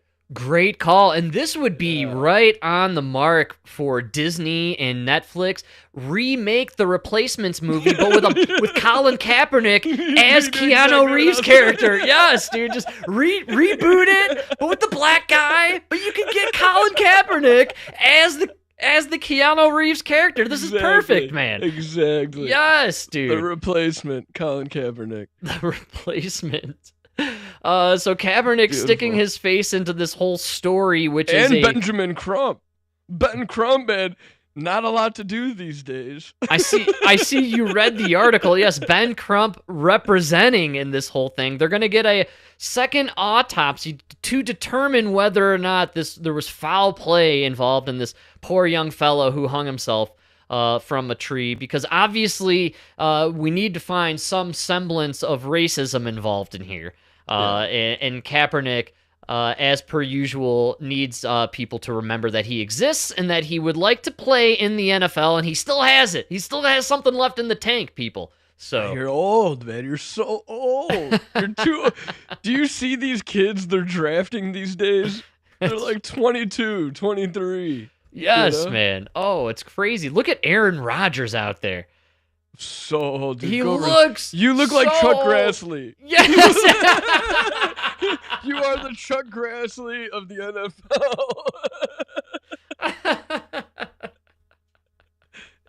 Retire, man. Kaepernick looking for relevance in the modern era, dude. What do you think about that story, man? Come on, the kid hung himself. He hung himself. Yeah, It's very sad. I mean, honestly, I think regardless of your race these days, I think it's hard to be a young man in American society right now. And the narrative is against you. The people don't want you to succeed. If you're white, they don't want you to succeed at all. They want to bring you down. If you're black, they want you to stay down and remind you that you're a victim of systemic racism. Right. So you will never succeed either. So you vote for me, and then I'll give you everything you need because you're black. You can't do it on your own. Right. You know? And the only people that... I love Jasmine Crockett out there constantly reminding everyone the most educated group of people in America are black lesbians, apparently. That's the statistic they keep rolling out. Well, you guys realize you have a problem with black men? By the way, they have a serious problem in your culture and in our society right now. Maybe try bringing them up once in a while. Try bringing these gentlemen up, man. Yes, they need fathers. You guys need to watch Caesar Milan. The dog whisperer, please. The problem with the young fellas, especially the young black fellas, is they're constantly reminded by race hustlers like Ben Crump and Colin Kaepernick that they are the victims of society and that they are constantly being brought down and that they don't have a chance to elevate or rise up or be a positive element in our society and someone who's a contributor, and which is a total false narrative. They need to keep pushing that. The race hustle and the race hustlers out there need that narrative in order to have a job, in order to be called upon by MSNBC and Democracy Now! To get interviewed. They had our favorite race hustler in the Congress, the dashiki guy from Tennessee, was on Democracy Now! This week. Fuck's his name? Oh yeah, dude. No man. Of course, Pearson, I think, is the guy's name. Right? Yes, man. Yeah, dashiki man. They bring out the same hustlers every day for every kind of story that they want to try and push this narrative of victimhood. And Colin Kaepernick, you're just one of the worst of the race hustlers because you grew up in a white suburban affluent house, adopted by a white family. And the greatest atrocity of your life is that you had unseasoned mashed potatoes and you never got to eat watermelon with collard greens and fried chicken. Not enough pepper, Frank. Yeah, I know. Not enough pepper. That's your. I joke about this with Michael all the time. I text him pictures of chemtrails, and I always remind him after the chemtrails, I'm like, my life is so good, I'm complaining about clouds. That's how good my life is. I complain about the clouds, all right? Dude, that Colin Kaepernick, remember his series on Netflix? Yes. I'll never forget watching it, and he's like, and my white parents who adopted me, and he's carrying his bag, a brand new gym bag, with all the gear in it that his parents bought for him, and he's like, we're at the hotel for my traveling league. But people look at me funny because I'm the only black guy. Motherfucker, I wish people were looking at me funny in a hotel for my traveling league. You know what I mean? We didn't have the means for us to be doing hotels and traveling leagues. Great call, yes. You're lucky to have that problem. You are so lucky to have that problem, right? Also, you were gifted by God to probably at that young age be 6'4" and 250 pounds. You were an absolute monster of a human being walking through it. Yes. People are probably like, wow, this guy must be a professional athlete. He's enormous. Look at him. No, you had the best of both worlds. You got the genes of the inner city poor kid, but then raised in the luxury of the white suburbs. You got to bang all the white chicks, bro. What are you complaining about, man? Get out of here, dude. You know it. In college, come on. Yes, dude. In high school. What were you doing at 19? Banging college girls? I was in the army. Right. You fucking cry me a river about your goddamn salt and pepper. I was in a sweaty basement with 7 hairy dudes playing jam band music. Like, trust me, Colin, you had a way better life than the rest of us, my friend. Life. Stop complaining. Yeah. Yeah, man. Well, either way, I am a big time complainer of the chemtrails. But hold on, though, I gotta go back to this because I knew you would love this story. Suicide rates for young men are at an all-time high. Yes. Right. Black lynchings on college campuses. I would say all-time low. All-time low. Yeah, I'm with you on that one. Yes. We won't go too far as to say 0. I'll give you bad. Right. We'll leave a little bit of a margin there for error. Absolutely. Okay? So we're gonna say all-time low, all-time high. So what's more likely?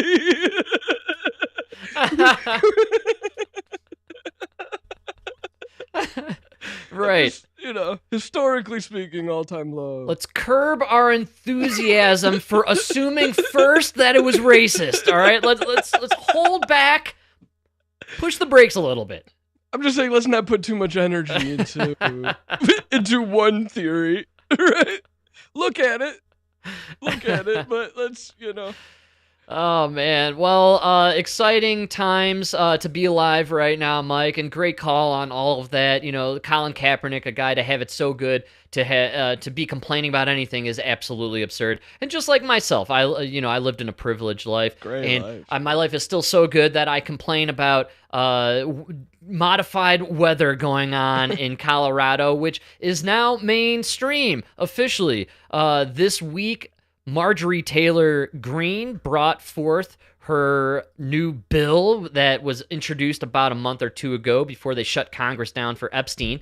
But H.R. 4403, the Clear Skies Act, which is basically criminalizing any violations of the airspace by weather modification, geoengineering, solar radiation management, and dispersing any kind of aerosolized chemicals to manipulate the weather. I got a little clip to give us a quick little rundown. This was the only place I could find an actual news-like kind of thing, so let's enjoy it for what it is.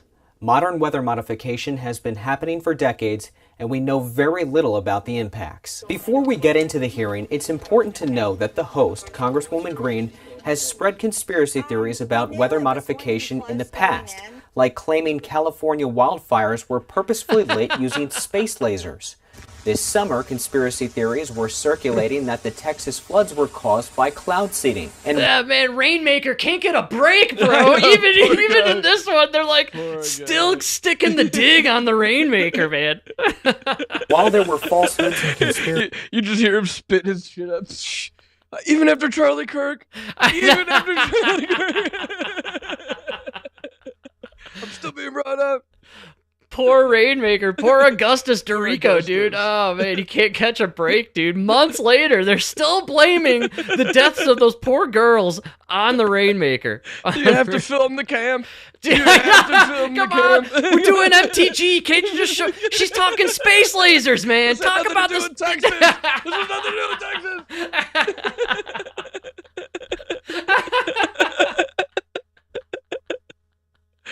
So funny, dude. It was a cloud. We did one cloud. We dropped a pop can. It was a pop can. Poor guy. Dude, seriously, man. It's literally going to be on his freaking gravestone, bro. I swear, dude. I didn't do it. Poor guy, dude. He's going to write a book in 3 years if I seeded it.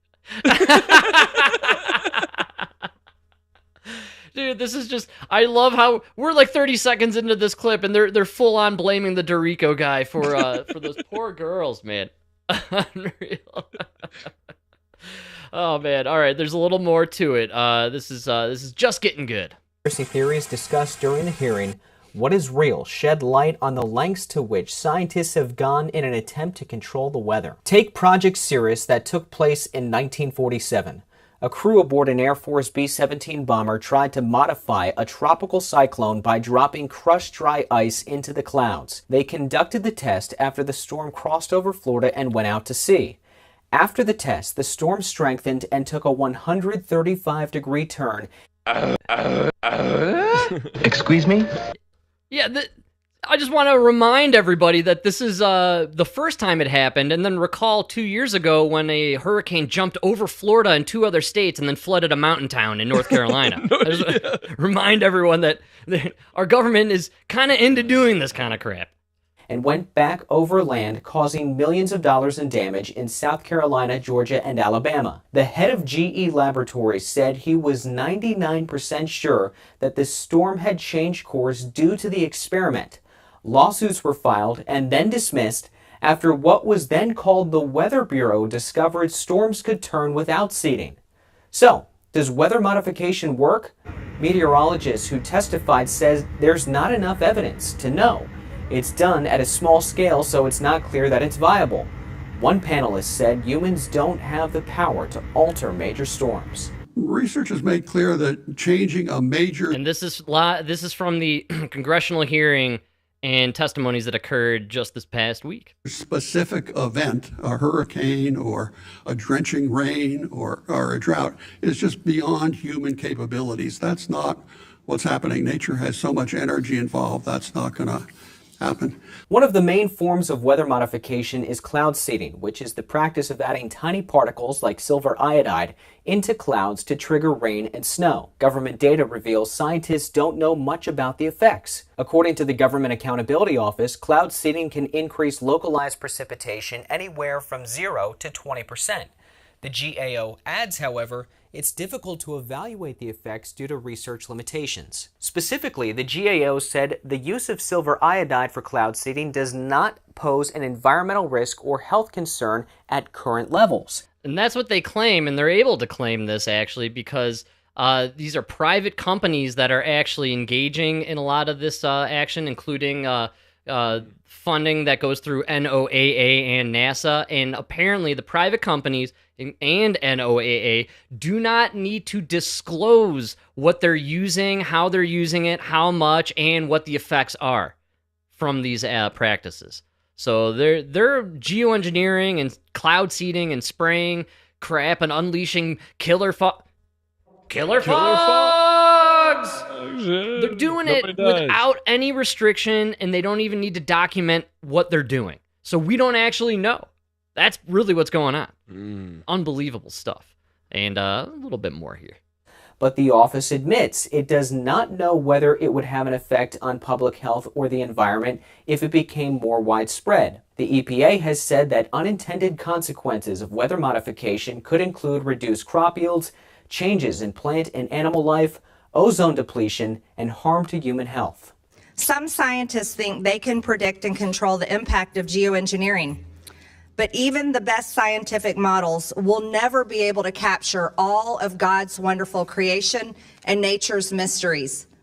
So we can predict the real impacts these global scale interventions would have little better than the Native Americans could know the impact of their rain dances. Green introduced legislation to ban weather modification in the United States.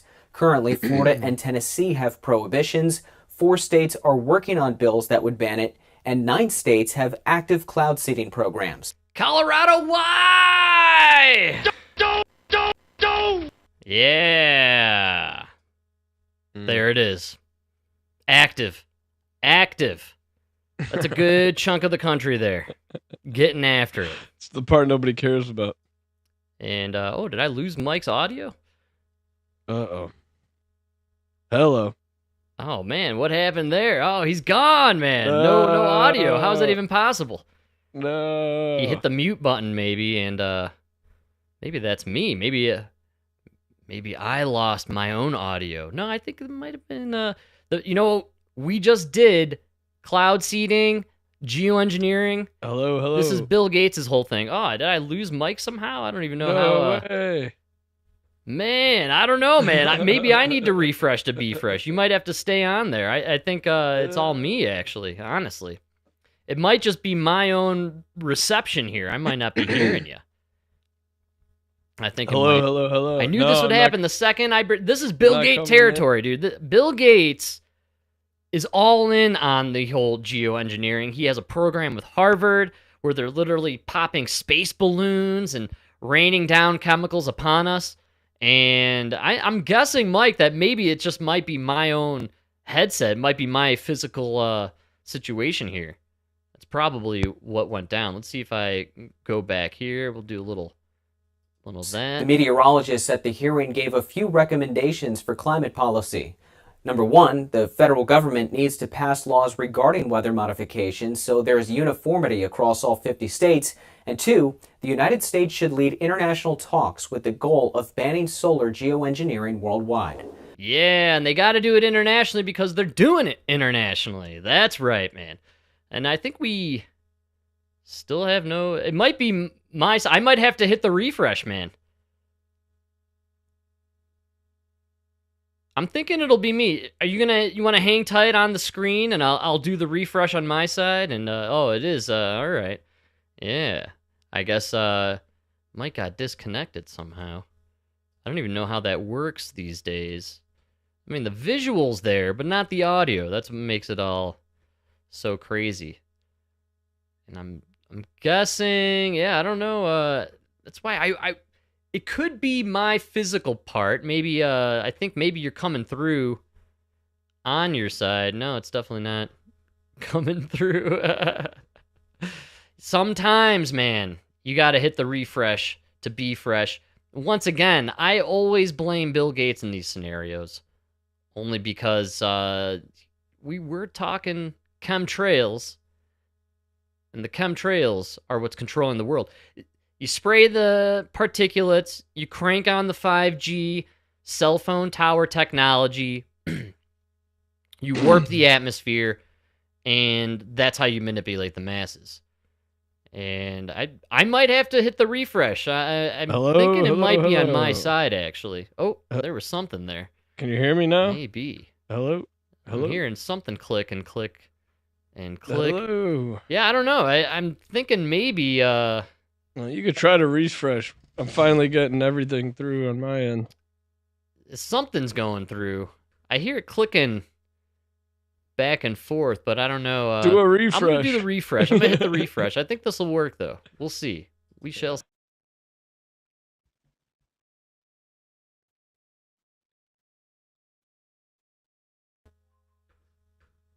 Uh-oh.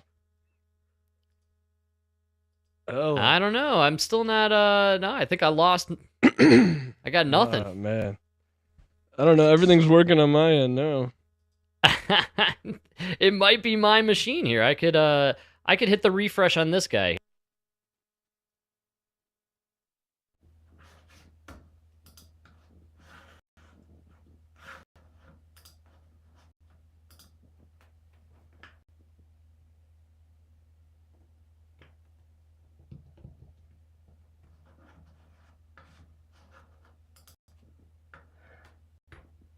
All right, back maybe, and let's see here. All right, yeah, there he is. Holy cow! Can Did you it hear work? me? Yeah, can you hear me? Yeah, but you're going through your computer audio now. You're not going through the mic. Through the mic? That doesn't make sense. Yeah. I don't know what happened. All right, hey now, how about there? You're still going through the computer. How is it even possible?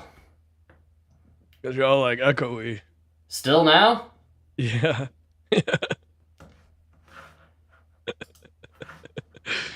I keep telling you, man, 2 computers, a switchboard, you know. Keeping it fresh. All right. It up. There he is. There he is. Yeah. Can you hear me? Oh, yeah. Live and alive, man. All right. We're good now. Wow. Dude, lesson be learned. Hey, I'm right about the chemtrails and the geoengineering, right? Every time, dude. I mean, they cut us out, dude. Man, worse than the Jews. I'm going to leave it there, then. I think we won't talk anymore. I did have a theory, though, when it comes to the geoengineering and all that stuff.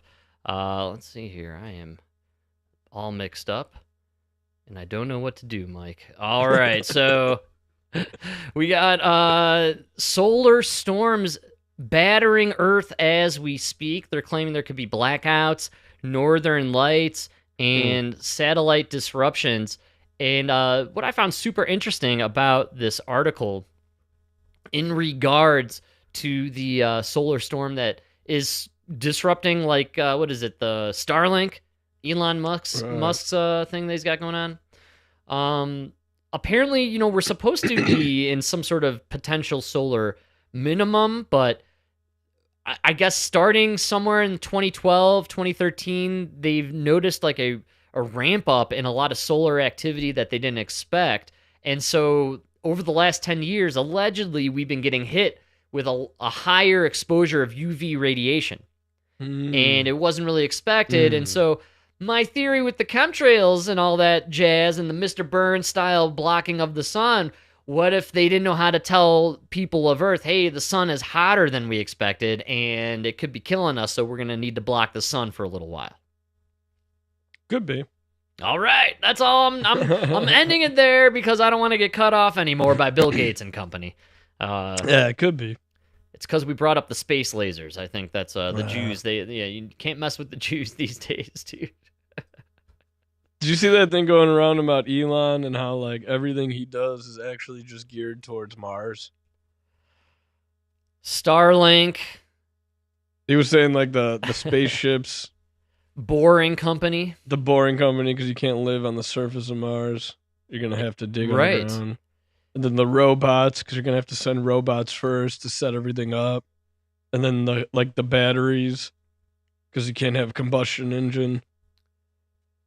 Wow. Great call. Dude, maybe he knows something we don't know. The solar panels, like everything he's doing, like it sounds crazy, but it all is just geared towards Mars. If the sun expands and heats up like it's supposed to do, it's eventually going to... Yeah, but billion years. Yeah, but just in that idea, in that vein of thought, the sun is going to get to a point where Earth maybe not so hospitable or habitable, right? And so if it heats up, wouldn't that maybe make the climate a little more enjoyable over there on Mars? Maybe you could terraform, you get the extra heat, then you could create an atmosphere. Maybe that's kind of what Elon wants to do. He wants to, maybe all this geoengineering that they're doing here is a practice run to geoengineer and terraform Mars, right? It could be, but I think Mars is hotter than us. Well, it's because it doesn't have the ozone layer. No, right? Yeah. So they're getting just blasted with the sun rays, but it's further out there. So I would assume Mars a little cooler than Earth. Oh yeah, no, it's a lot colder. Never mind. Yeah, that's what I thought. Yeah, but if the sun expands, then eventually Mars not a bad place to be living. So Elon thinking fourth dimensionally here. He's thinking eventually we're gonna need to be living somewhere further from the sun. So Mars probably the next logical step. I'm a huge fan of the alleged declassified remote viewing documents from the CIA where there's a remote viewer who claims he interacted with beings who lived on Mars 1 million years ago, who fled Mars in a catastrophe that was unfolding. And those Martians are the ones who came and seeded Earth. And that's how humans... And then we just go back. We ruin Earth and then go back to Mars, man. Yeah, I think that's how it works. It's endless. Or maybe we were always supposed to get back to Mars. Maybe there's something there awaiting for us. A key to our humanity or to our connection to the universe on a greater whole. Maybe there's some information buried within Mars, and Elon knows. So he needs the robots, the Boring Company. He's got to power it with electric batteries, fueled by the sun. And he's going to get us back to Mars to get the actual information. Maybe the Ark of the Covenant is there, or some sort of alien version of the like, right? Maybe. Key knowledge that will connect us to the stars. I doubt it. Not into it. All right, man. I like having Elon, though. I saw Subaru. They have a whole new line of electric vehicles that they're debuting. And then I think Toyota or somebody just debuted some sort of hydrogen fuel cell car that they claim can go like 107,000 miles or something like that. Say what you want about him. He changed the auto industry. That's what I'm saying. You know what I mean? Yes. He changed it. It's crazy. People hate Elon out there, but it is pretty amazing what he's done as far as pushing us as a society into a whole new realm of technology. I talked about it on here before the show when the air show was here. And I think so. I'm on the rooftop of a school and you're watching all these planes and they're doing like the different eras of planes. And you go from like this guy in a prop plane to a fucking squadron of fighter jets doing, you know what I mean, supersonic speeds. Yeah, man. Yeah. And you're like, in all that time, my car got a touchscreen. Right. Like that's the upgrade we got. Like we went from fucking propellers to jets. You got to get on board with the Tesla, man. Sit in a Tesla, you can program it to have the seats fart when someone moves in their seat. It's hilarious. So I mean, so you know, I would like to get one. I wish I had a place to charge it. Teslas are sweet, dude. I think if you got your own charger, you wouldn't have to worry about it too much. And I think it would probably surprise people how many supercharged stations there are now in a lot of liberal there's one places. right down the block. Yeah, I mean, they're very common now, and the battery life is pretty decent. Teslas are fun cars, man. It's a spaceship. It feels like you're in the future. So it drives itself, man. That's the selling point, isn't it? Yeah, it really is. Oh yeah. We should be at drive yourself technology now. Why aren't we there? It's 2025. I should be able to take a nap. Yeah. Yes. I mean, we're so far in the future. And we're debating whether or not the wife of the president of France has a penis. So funny, dude. And we don't know. We can't tell. So Nobody can tell funny. one way or the other. That's how advanced we are as a society. That's so funny. She definitely is a man. A theory is out there. We're like, she might have a penis, and everyone's like, I can't tell. So we have to take it to court.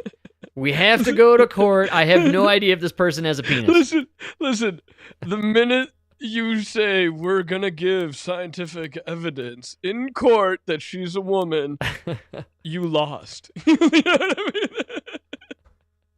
You might win the court case, but you lost in life. We're gonna get a dick pic, right? Is that what I'm? Am I right about this? Are we getting a dick pic? Is what I want to know. It's a lady's penis, though. You know. Right. Oh, it'll be like China, the China penis. Yes. What are you betting on here? Do you think they win this case and they prove that she's a woman? Again, to satisfy the online tinfoil hat nut job community, you're going to have to live pull the pants down, and we're going to just have to see penis, no penis. I think that's where it really comes out. What if they surgically, sometimes maybe you can't tell. Right. Yeah, good call. I'm thinking more along the lines of we're going to need the ending of Ace Ventura, Pet Detective, basically. You bend her over, you rip off the skirt, you say hello to Mr. Winky, or no, and then we know, right? But I think we just need to have a show. There needs to be some sort of give it to me or don't give it to me. Dude, there's no DNA testing or biological, scientific jargon or mumbo jumbo that's going to convince the nut jobs like myself that this is not a fella, lady dude. A blood test should be able to tell you immediately. Really? The blood test should do it? Yeah. All right. Should we, we're going to do it because my favorite part about the modern era that we're living in right now is here's this crackpot conspiracy theory out of the corner of the internet, and now all of a sudden we have to talk about it on MSNBC. All right, so like now we have to report this. It's gone so far. We have to report this as news. This is where we are at as a society. First Lady of France is doing something that may sound surprising. She and her attorneys are planning to try to prove that she is a woman. Stay with us here, Brigitte. Stay with us here.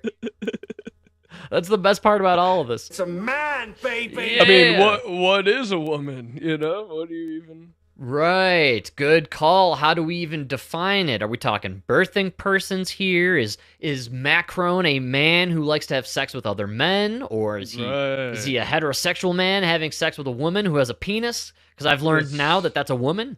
So I don't know. A woman. Brigitte Macron, wife of the French president, Emmanuel Macron, now says she's going to present scientific and photo evidence in court to prove... The pictures don't help, man. They keep choosing these terrible pictures. Do her a favor, right? Her sex. This is part of the couple's court case here in the U.S. as they're suing the woman on the right side of your screen. It's not the photographer's fault. Those shoulders are too broad for the head.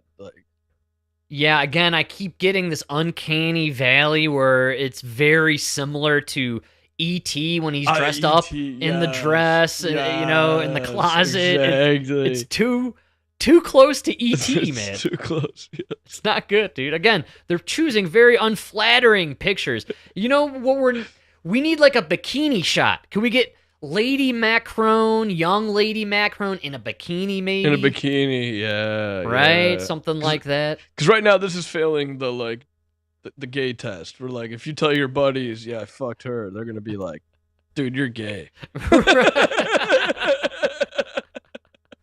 You know? Absolutely. Dude. Not that there's anything wrong with that. Yeah, No, for but, sure. You know. Absolutely. Commentator Candace Owens for saying on her platforms, Macron was born male.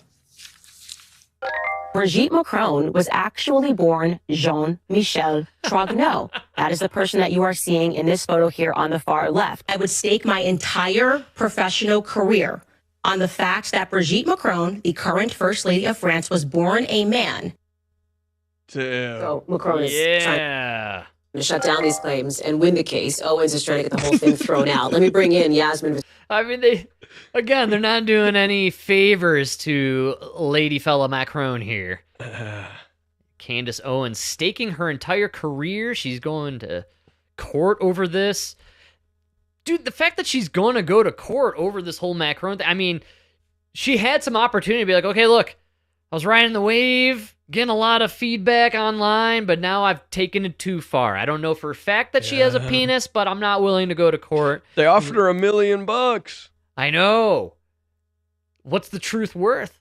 Right. Man. I think I would have taken the $1 million I'd to take just the mill. stop. Shut my mouth. Because if you took the $1 million, you could go on your show and be like, look, they paid me $1 million to stop saying she has a penis. Right? Which would be the proof that she has a penis.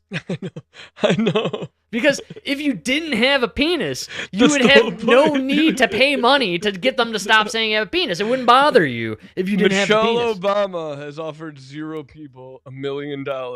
Right. To shut up about her penis. And she's probably very aware of the Big Mike. Yeah, she's probably totally aware of the Big Mike rumors, right? Of course they know. Great call. 0 lawsuits, right? 0 offerings of money. Macron's, you offered $1 million, you threatened, now you're doing the lawsuit. You're kind of telling us without telling us that your wife has a penis. I think that's what's going on here, yeah. We know. Or maybe they changed it. I'm sure they got the best surgeons. I don't know. The surgery sounds very complicated and like there's always a lot of issues. I think that just tucking is the way you want to go. Did you see that video that guy does on Twitter? Is this the dude who's got all the facial reconstruction surgeries and got rid of the Adam's apple? He's like that tradie. Yeah. He's like, a lady fella who likes to go out and dine alone with his camera and then yell at servers for misgendering him. That's like his thing. Yeah, I'm familiar with this guy. But then he does the thing with the hot dog. Or he's like, this is what they're gonna do, and then he's like cutting it in half. Oh and peeling no! Oh, that's peeling so it gross. apart, and then like they like fold it back, and he like shows you what they're gonna do. That's bad, dude. There's no way terrible. You don't have lifelong complications from that kind of surgery, man. Like, come on. There's no way you're enjoying sex. And I think that's the element that the elites conned the common folk into. I think if you're the Macrons or even the big Mike Obamas, you're hustling around with that hog dangling between your legs, but you're not doing the complicated surgery where you're hopped up on all the drugs and having to do all the complicated situations with the surgeries. I mean, that stuff is really gross, and you're pulling skin from limbs, and there's a lot of weird, they do stuff with the anus, you know what I mean? Like the colon. Yeah, they use the colon to create the vagina. Yeah, no, it's no good. It's no good, man. Growing a penis on your leg, like that, it's crazy. Yeah, insane.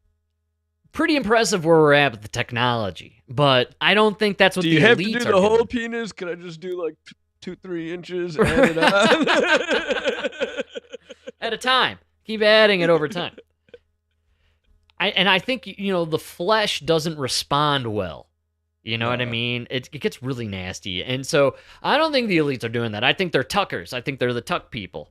They do the tucking, and that's where you know, I assume. I'm going to throw it out there. I love Big Mike Obama, and I equally love Big Ben Macron. I'm a huge fan of all of these. But I really just don't think that they're actually the trainee. That's the thing. Like Michelle Obama, I don't think she's actually a man. Brigitte Macron, I'm like 80% there. I'm riding the fence also, but it just the whole movement just really seems at its core a destabilization of the nuclear family. And a just very eugenics based. Like we're gonna stop some genealogical bloodlines. We're gonna stop people from procreating and reproducing. And you know this is a social contagion we can inject into society, and it'll affect certain groups of people. But us elites can be protected from it. And so that's kind of what I think the whole trainee movement has been all about. Really, I mean, just depopulation and destabilization of what was working in America for so many generations. And so here we are now. So I don't know about Big Ben Macron. It seems legit, but again, who knows, right? We're going to find out. Yeah? We're going to find out. We're going to find out. That's what's funny, yeah. Which makes this an exciting time to be alive. We're very fortunate people to be here right now. There's probably serious things going on in the world that we could be talking about. Is World War III happening? What's going on with Ukraine and Russia? Did that war ever end? Is there still a genocide going on in the Middle East? Who cares? Brigitte Macron might have a penis. I mean, that's all we really want to talk about, right? Yes. Well, good news. I think the genocide's over because I don't think there's any more Palestinians. Dude, seriously, every time I tune into Democracy Now, I'm like, how are there still more? Like double figures? How are you able finding these Yes. people? Yeah. It's impossible for there to be more people to kill. In that rubble? You talking about they live in that pile of rubble. I know. Maybe I just don't understand genocides, but when you're genociding, at some point you run out of people to genocide, right? Right. Like, don't you kill them off? Isn't there they can't reproduce that fast, right? Isn't there a final? Yeah, who's having babies in the Gaza Strip right now? There's gonna be a final head that rolls, and you're just like, right? We did it.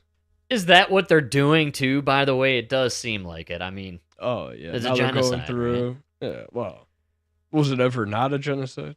I always said it was. I just wasn't opposed to genocide. Right. You know what I mean? Yes. Yeah. Well, I mean, I think if we all agree you eliminate this group of people, the whole world is safer.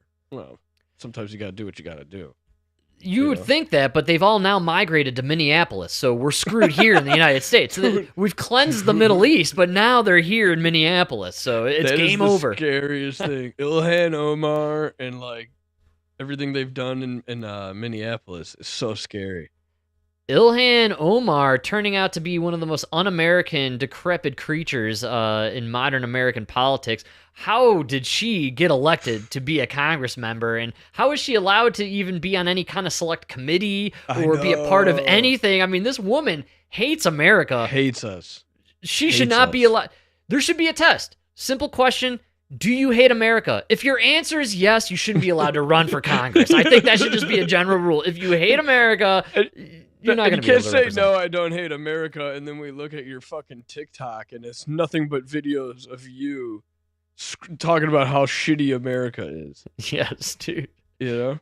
And, I mean, she said some really despicable and disgusting things about Charlie Kirk, but rightfully so. I know Charlie Kirk, not a big fan of Islam when he was alive, so, you know, it's I guess what goes around comes around in that regard. But it did come out. She definitely married her brother to cheat the immigration system. This actually did come out.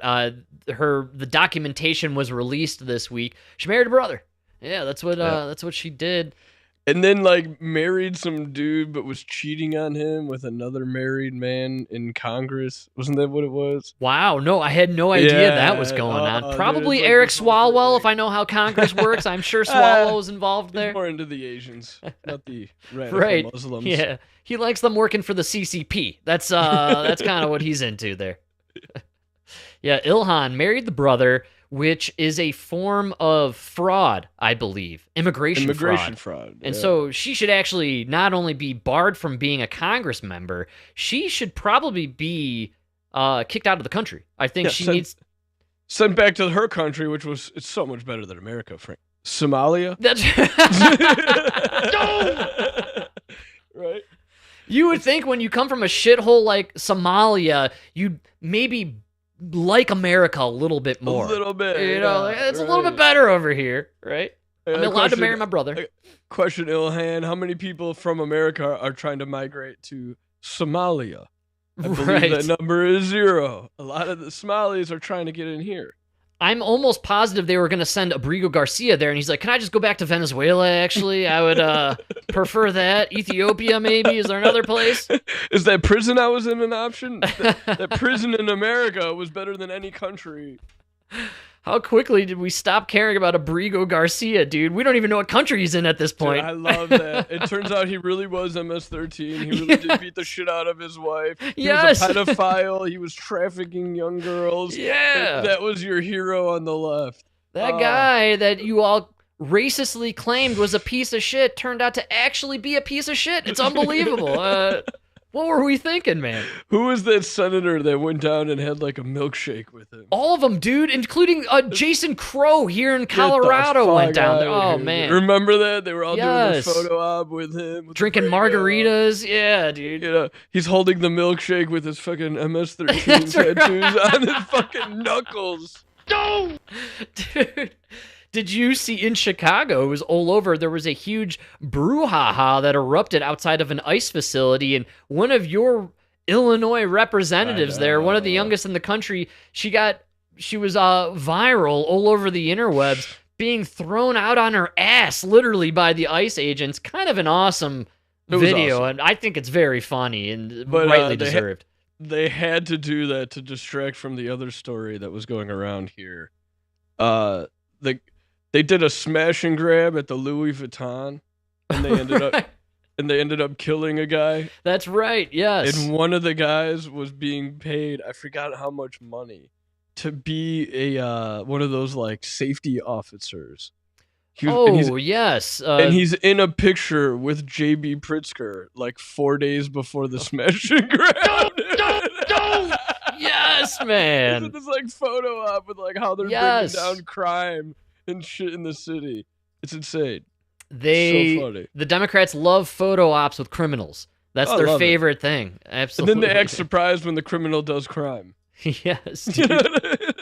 Well, then, sure enough, in response to all the insanity that's unleashing out there, in regards to ICE and everybody, Gavin Newsom apparently he signed a thing banning face coverings for ICE agents and law enforcement. Oh, that's what we needed. Yeah, that's what right. It's amazing now. We need to expose people upholding law so that way their families can be attacked by the criminals. That's what we need. That's a safe society. That's a safe society, yeah. Oh, man. Backwards. That's where these liberal cities are heading. But we're heading in the right direction nationally. Maha movement making its moves this year. Mike, did you catch any of the information that got dropped this week from RFK Jr. and his team? It was quite the week, my man. It's so funny because I don't even pay attention to what RFK is doing because I love it. Keep doing what you're doing, my friend. I will hear about it in the crying, like in between the tears of the Pod Save America guys who we just love. We love poisoning kids. Is that what we're saying in America? Yes. I don't get it. Half of this country is just against finding out what's in these vaccines, and they love the idea of poisoning kids. Yes, dude. Yeah, I don't know. No, pro-poison. We're anti anything RFK's doing. McDonald's announced this week they're going to do regenerative farming practices and ranching, and all these fast food places are announcing that they're getting the saturated trans fats out of the products, and we're in a really great movement right now. It's amazing. And then at the same time, pretty much a massive bombshell in the world of vaccines this past weekend. RFK Jr.'s vaccine panel made their controversial changes to the vaccine schedule, something we've been anticipating for quite some time. And of course, I love the picture they got there of Robert Malone, a guy who gets just destroyed, shredded to pieces in legacy media, and they refuse to accept the fact that he's one of the inventors of the mRNA vaccine. I know. It literally, like, they refuse to accept that idea. It's unbelievable. And they keep calling him the anti-vaxxer, and him and Kennedy, both anti-vaxxers. But they cleared the way this weekend for a new vaccine schedule, which many argue is the reason why we've had rampant neurodegenerative diseases running through our society, autism, Alzheimer's disease, dementia, everything else in between on that spectrum. But of course, Mike, I gotta go there. We gotta play a clip. Man. I hope you're feeling saucy and sexy. We got Like the an animal himself, man. Dave Muir giving it to us on news from the CDC. Major news when it comes to getting the COVID vaccine this fall. The vote just today. And there's been a major change tonight. The panel now suggesting the CDC will no longer make a recommendation for Americans when it comes to the COVID shot, whether to get it. And of course, it comes amid confusion with a series of changes now when it comes to vaccine recommendations. Steve Osunsami at the CDC in Atlanta again tonight. For the first time since the coronavirus brought this country to a standstill and killed more than 1 million people, U.S. health officials tonight are encouraging all Americans to decide for themselves whether they need a COVID shot or not. The old recommendations are no longer. We have a vote. By recommendations, they mean mandates, when they forced us to take their shots, right? Dude, but just think about that one-way street we're on. It was mandated, everybody had to take it, to now we're not even recommending it. Yes. It went so far. Yes, dude. Dude, great call. 100% safe, 100% effective, too. We're not recommending it, and it killed 25 kids, but we don't want anybody to talk about it. It doesn't work. And it doesn't work, dude. 12 yes, so it is passed.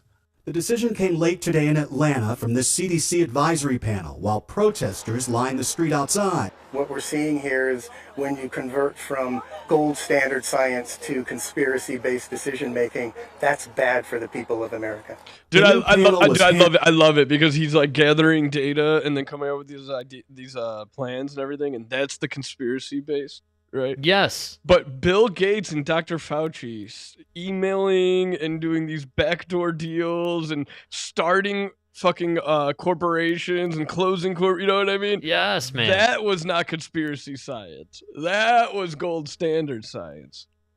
Right. Fauci telling you to delete the email so nobody could see the illegal shit we're talking about behind the scenes. That's the expert. That's the science you should be getting behind. Gold standard. The gold standard. Gold standard, Frank. Not like this nut job with the tan, right? Who skins bears in the middle of the park and has brainworms, right? What are they looking at data? What are they talking about? Data. Who cares? After 1987, every kid's retarded. Who cares? Who cares?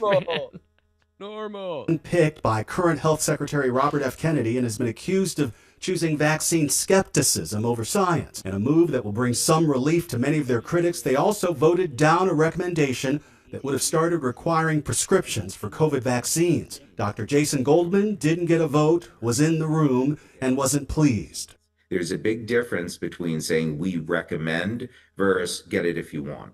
So these vaccines are safe and effective, and they should be recommended strongly, especially for those most vulnerable patients. The new changes to COVID and childhood vaccine guidelines are coming just as Americans are starting to get vaccinated before the winter. This mother of 2 school-aged children in Miami says it's hard to trust what's coming out of the CDC when there's so much noise everywhere else. I'm as confused as ever. I don't know what to believe. Now that there's no law. And then this Darwinism at this point. You know what? If you're going to give this poison to your kid, do it. It's your choice. It's your kid, but you're going to suffer the consequences. You're going to have a kid with myocarditis. I assume you're boosted up the wazoo, so you're probably knocking on the door of turbo cancer yourself. So fine, go for it. Jack yourself up with every new variation of this gene therapy they can possibly produce. We'll see how you turn out in 75 years when they wanted to withhold all the information from you. Unbelievable, man. It's just crazy to me that RFK Jr. is just like, hey, look, we have a lot of data that's going to actually come out on Monday. Trump even announced today, he said, the world's going to be shocked by what you hear when it comes to autism. Yes, it's coming out this week. So we'll be able to chat about it or recap it on Sunday next week. But, I mean, this dude... He literally just out there saying, hey, look, we got some data that says this stuff is really harmful to people, especially kids, and we want to make it available for you as a parent to make the right choice as far as what's right for your children. The choice is yours. Oh, this guy's a nut job, anti-vaxxer kook. But yeah, he's basically Himmler, dude. Yeah, absolutely. This guy is a freaking Nazi over here. It's unbelievable. Literally, he's just, the whole movement is make America healthy again. Why are you people so against it? This is the power of Big Pharma. Look at the news segments they put out as being informative when they're really just pro-pharma, anti-vaxxers, and they're just fighting this guy tooth and nail because he doesn't want to poison people anymore. But dude, he's not even an anti-vaxxer. What really pissed me off is the hepatitis B. Yes, that's the worst one. Dude, he literally said it seems like it has a lot of health hazards. Right. It's not that safe. And we could test the mothers for hepatitis B. Yes. And then if the mother has hepatitis B, then we could give it to the kids. Only the kids whose mothers have hepatitis B. And you're like, yeah, that makes sense. It makes a lot of sense. That makes you an anti-vaxxer? No, we gotta give it to every child? That makes no sense. Makes no sense. Why are you giving it to the child if nobody around the child has hepatitis B? I watched an interview, I think it was with Robert Malone maybe, and they were discussing how even with mothers who have hepatitis B, you can give them, the mother, the vaccine, and the antibodies or whatever it is will be passed on in vitro or whatever. It will be passed on to the kid in the womb. And you don't even need to actually vaccinate the kid because he'll already have the defense from the mother getting the vaccine. So even moms with hepatitis B, with the kid, they could protect the kid without vaccinating the kid just by vaccinating the mom. So on day one. Dude, that's one of the day one vaccines. Yes. Insane. So there's really... Insane. We're going to be looking back on this and realize at some point, oh, they were giving everyone the hepatitis B shot to make us all retarded on purpose. That was the whole goal, was to just retard an entire generation or two of American citizens, basically. Then you look at the numbers with like Britain and stuff, and they have the same problem, but not as bad. And a lot of they're saying just because they wait longer.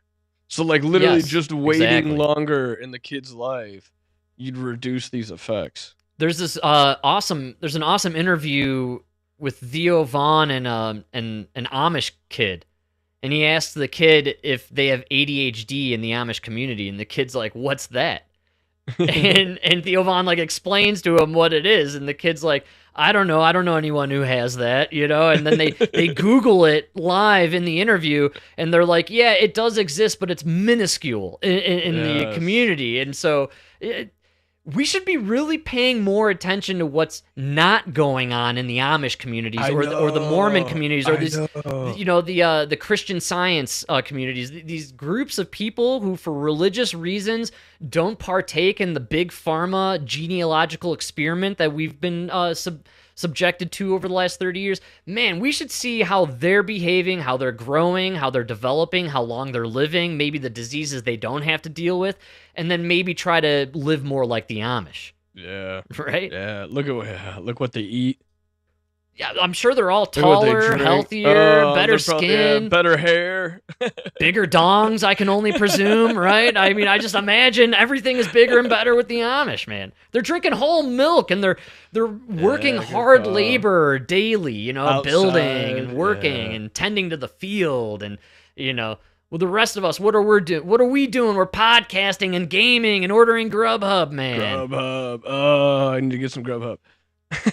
and we're all on our 10th booster shot from the COVID vaccine. And if you didn't take that, well, tough luck. You're on, what, vaccine 100 after you've been born? 18 months. I got like 60. I got like 6 anthrax shots in me. God only knows. I know.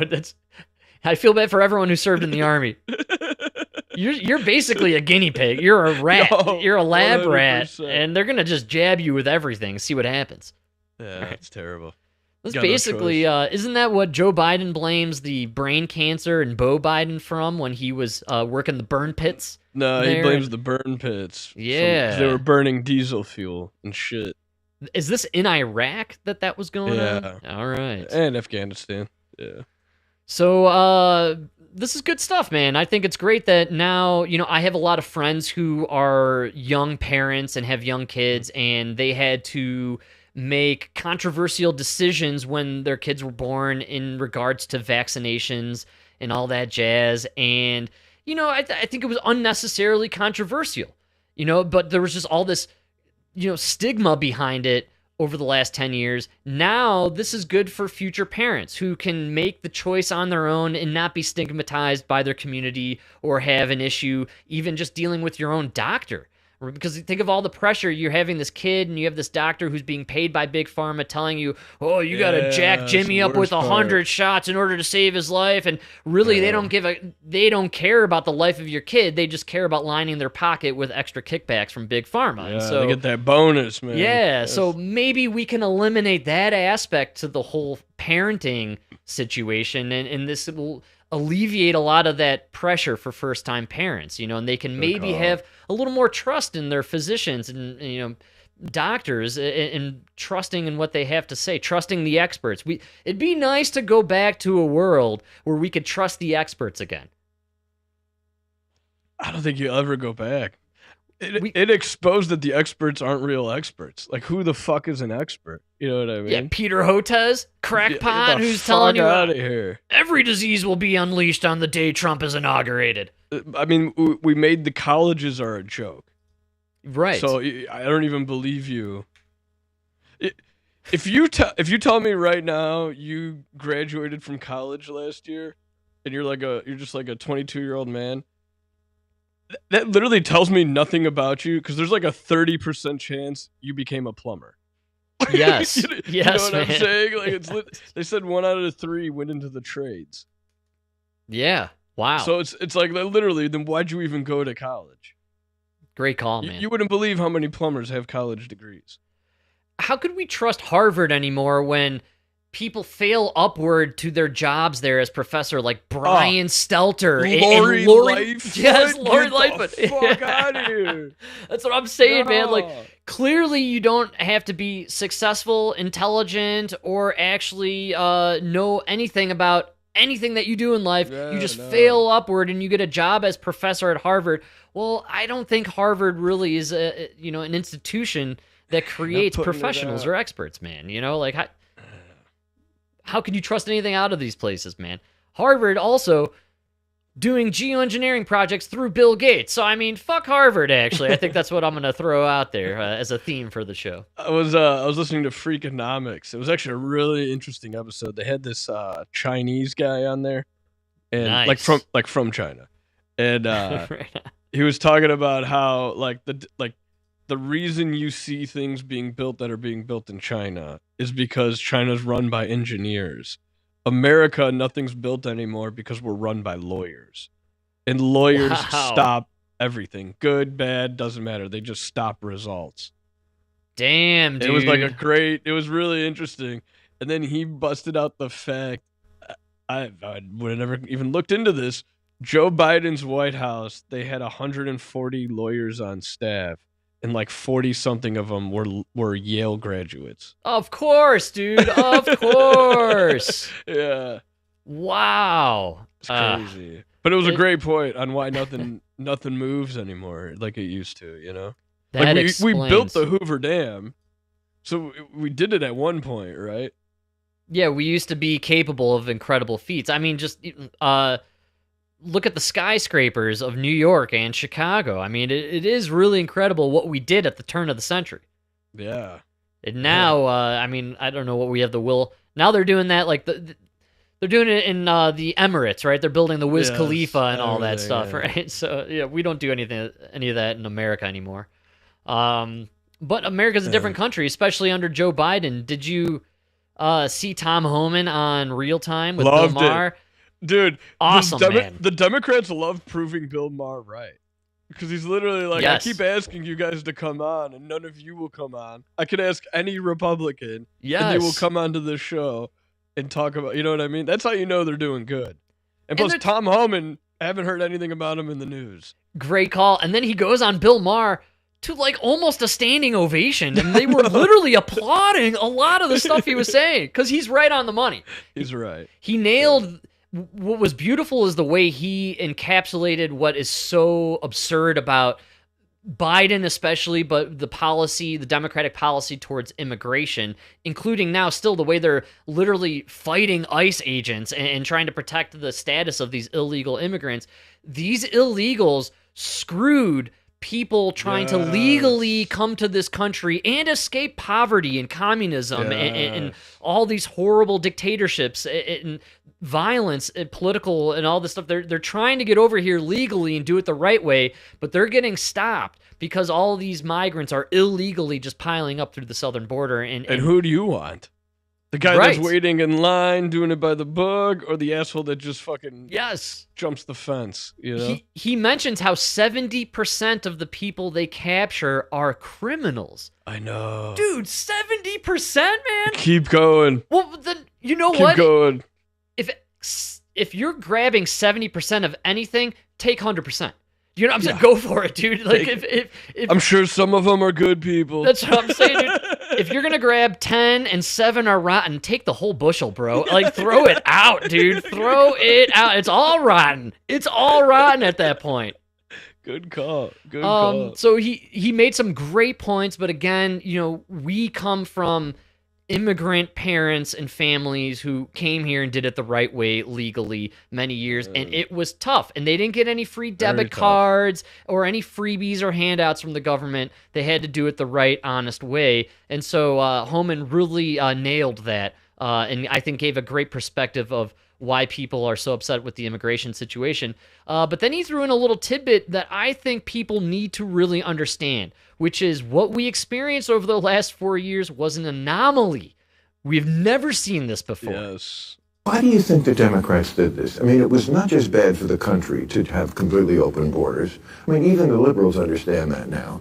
It was also bad politically. Why? What was I get asked that all the time. I don't understand. You know, I worked for 6 presidents, starting with Ronald Reagan. Every president I worked for, even Clinton Obama, took some steps to secure the border because they understood you can't have strong national security without border security.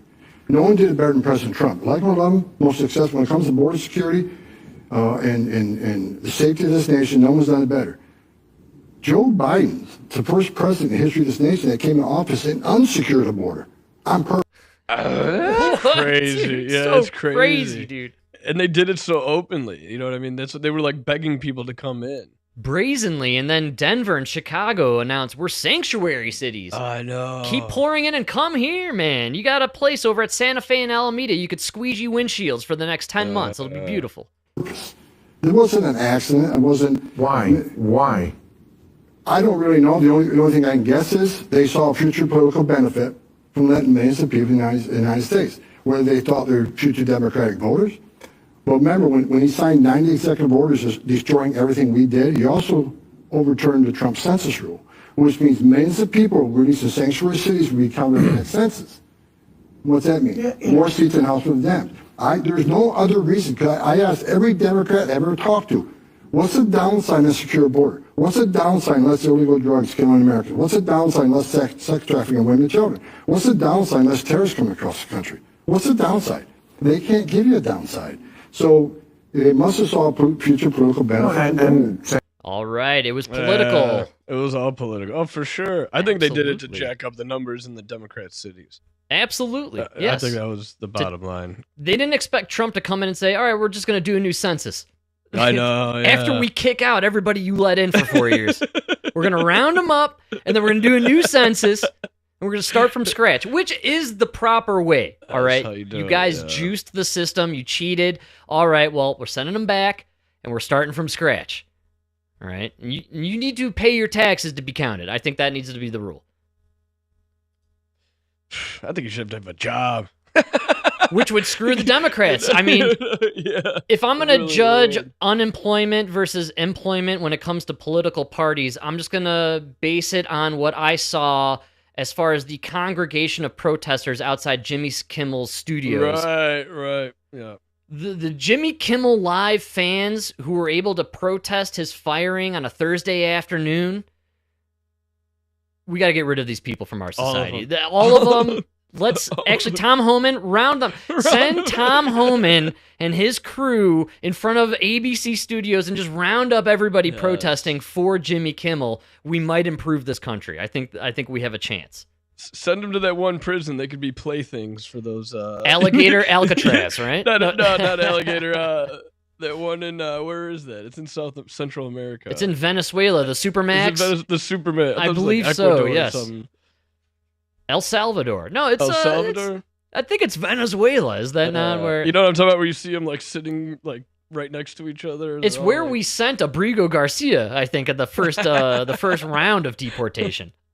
The first round. Yeah. But now he's How much back. money did we waste on Abrigo Garcia? It is unbelievable, Jesus dude. I'd like to see how many flights, how many people flew across the country for Abrigo Garcia. That needs to be calculated, and then can the money be sent back to all of us? Can we all get checks in the mail? We should get a check. Yeah, I think 5 cents. Yeah, some sort of stipulation or stipend, right? Yeah, that's reparations. We'll call it Abrigo Garcia reparations to the taxpayers, right? For wasting our time. Yes.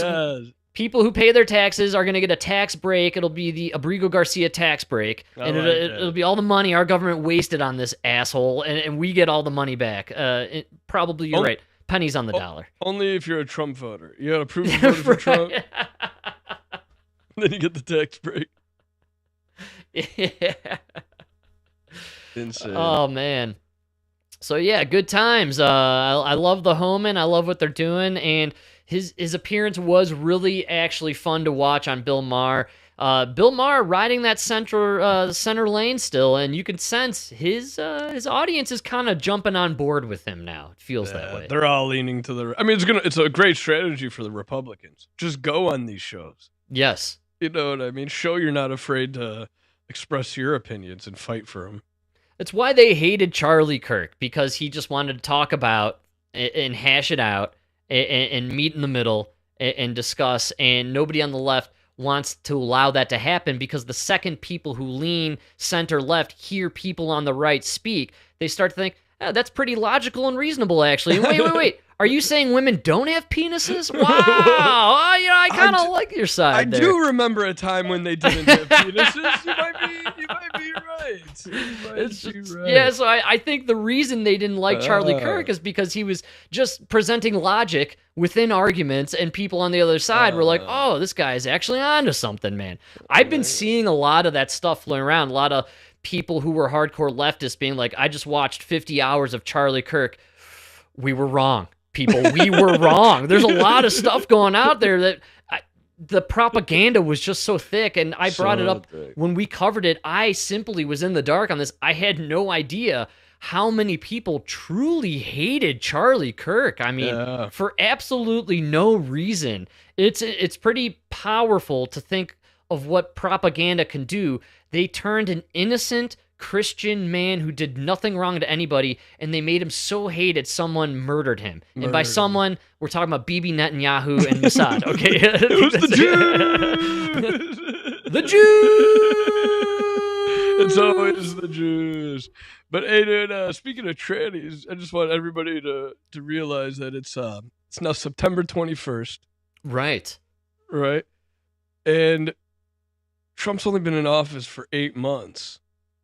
No more drag queens reading to kids. I haven't heard of one drag queen story hour. You just blew my mind. It's September. Who are we aware of this month? Who are we celebrating? There's What, dude? Nobody is celebrating no one. Yes, dude.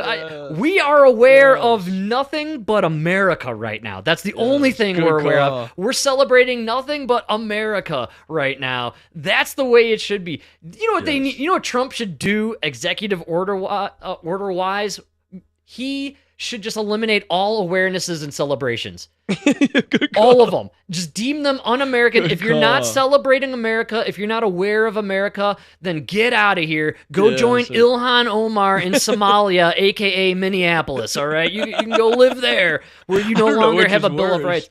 Dude, are they going to separate from the United States? Eventually, I think it'll just be like Somalia Part 2, Electric Boogaloo, and then the rest will be America. It's crazy. You see that video of them playing that music? Oh, it's nuts, dude. And they're like 5 times a day. They blocked traffic in a major intersection so they could all pray in the middle of the street, dude. And they had like and they're like taking over churches and turning them into mosques. They're, yes, like, absolutely. I bragging saw about an imam or whatever they're called. He was bragging on some station, imam. They were bragging about how they transformed 3 churches in Houston to mosques.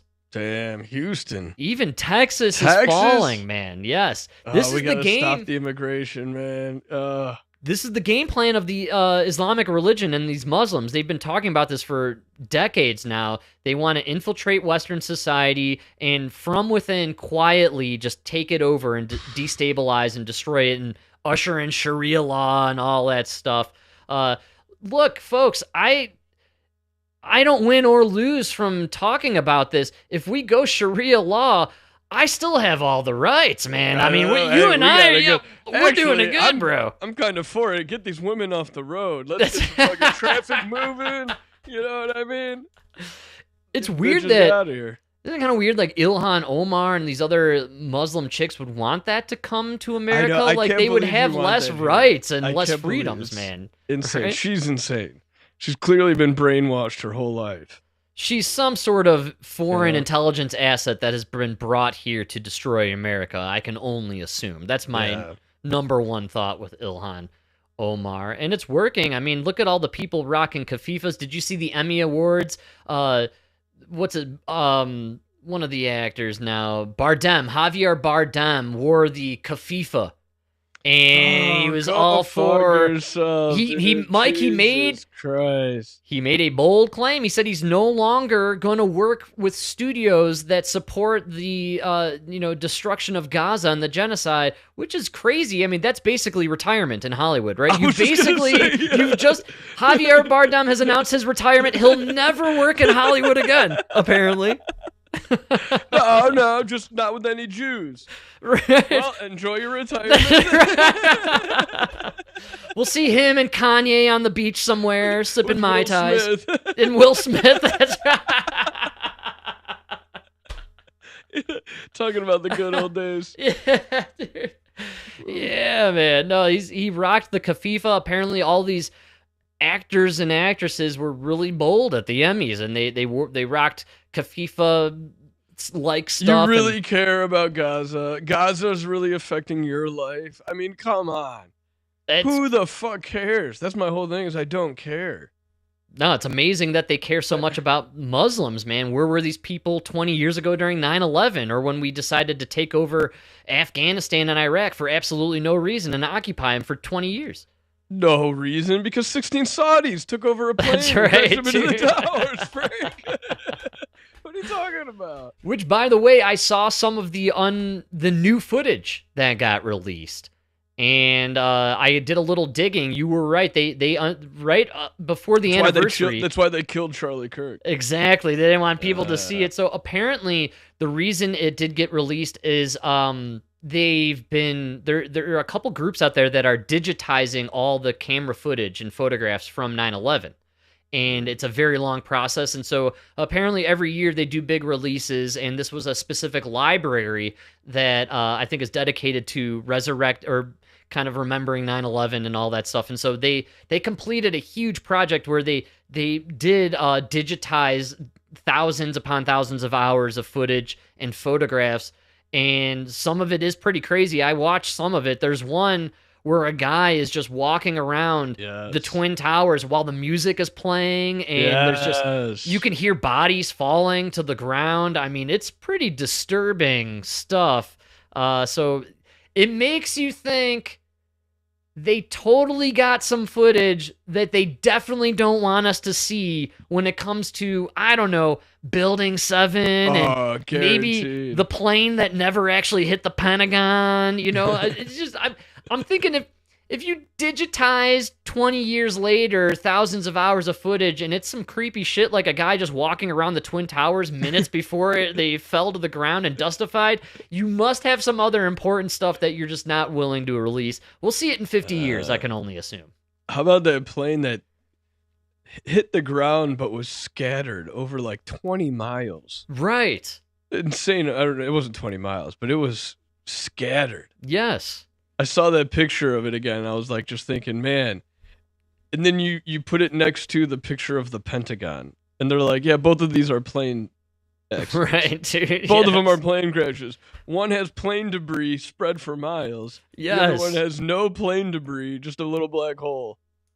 If you need a red pill, watch the alleged footage of the plane hitting the Pentagon, and then watch the footage of that plane that crashed the Air India that hit that one building from a month ago, and just take a look at the difference in what it looks like when a building gets hit by a plane. And the fact that never before or since has a building collapsed because a plane hit it. Absolutely, man. I mean, insane. In rewatching some of this resurfaced new footage, I was really struck by how vividly I remember the images of people jumping from the buildings.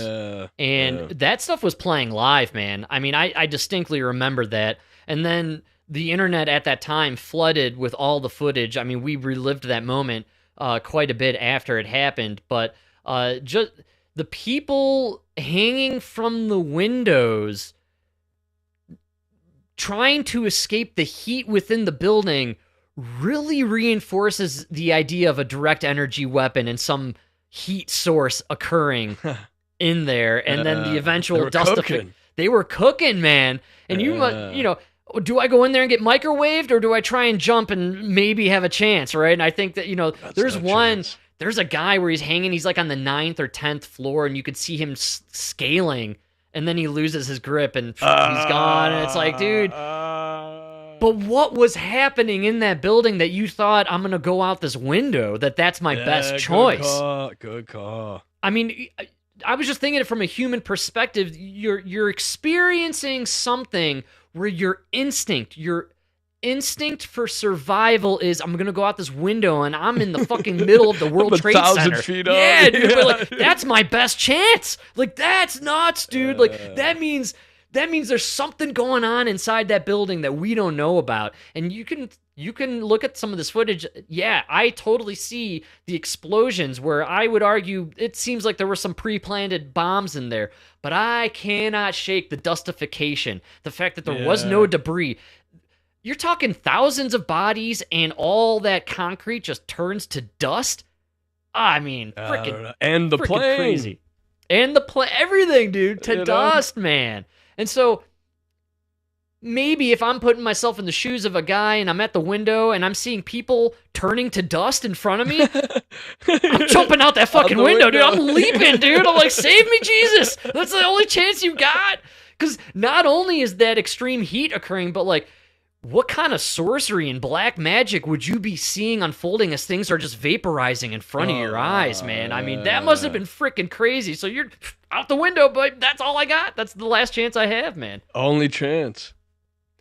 Dustification, folks. Man. It's all there. Yeah. Well, Mike, I think we ran the gambit here. We got it all in there. Good stuff. We didn't do the lemon squeeze. We'll do it on next Sunday. We'll let that one. It wasn't even that great, to be honest. Don Lemon made an absolute fool of himself on Piers Morgan's Uncensored. I highly recommend it, not just for the Don Lemon section, but tune in for the first half where he has a little battle between Steven Crowder and another left-wing that was pretty funny. Well, it was a left-wing nut job and a right-wing nut job. Yeah, literally. Yeah. Just spewing insanity at each other. It's a good reminder that we should all just try to aim for the middle And if we can meet each other in the middle, we'll live a much happier, peaceful life. I guarantee it. It reminded me why Crowder sucked. Yeah, oh yeah, that's right. I was like, dude, at least he got rid of the gun holster.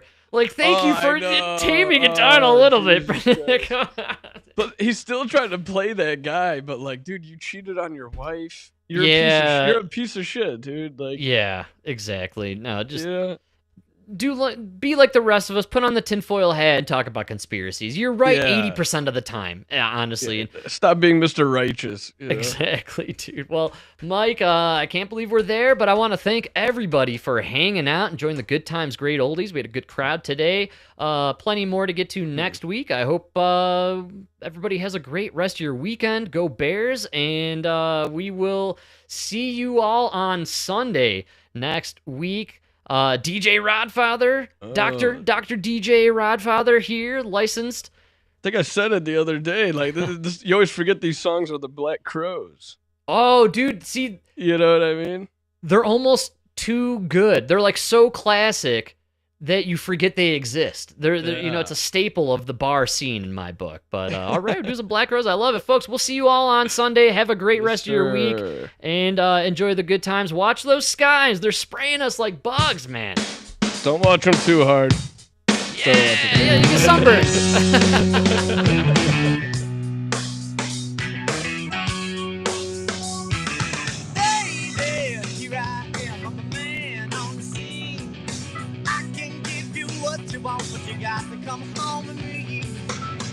Got some good old loving and I got some more in store.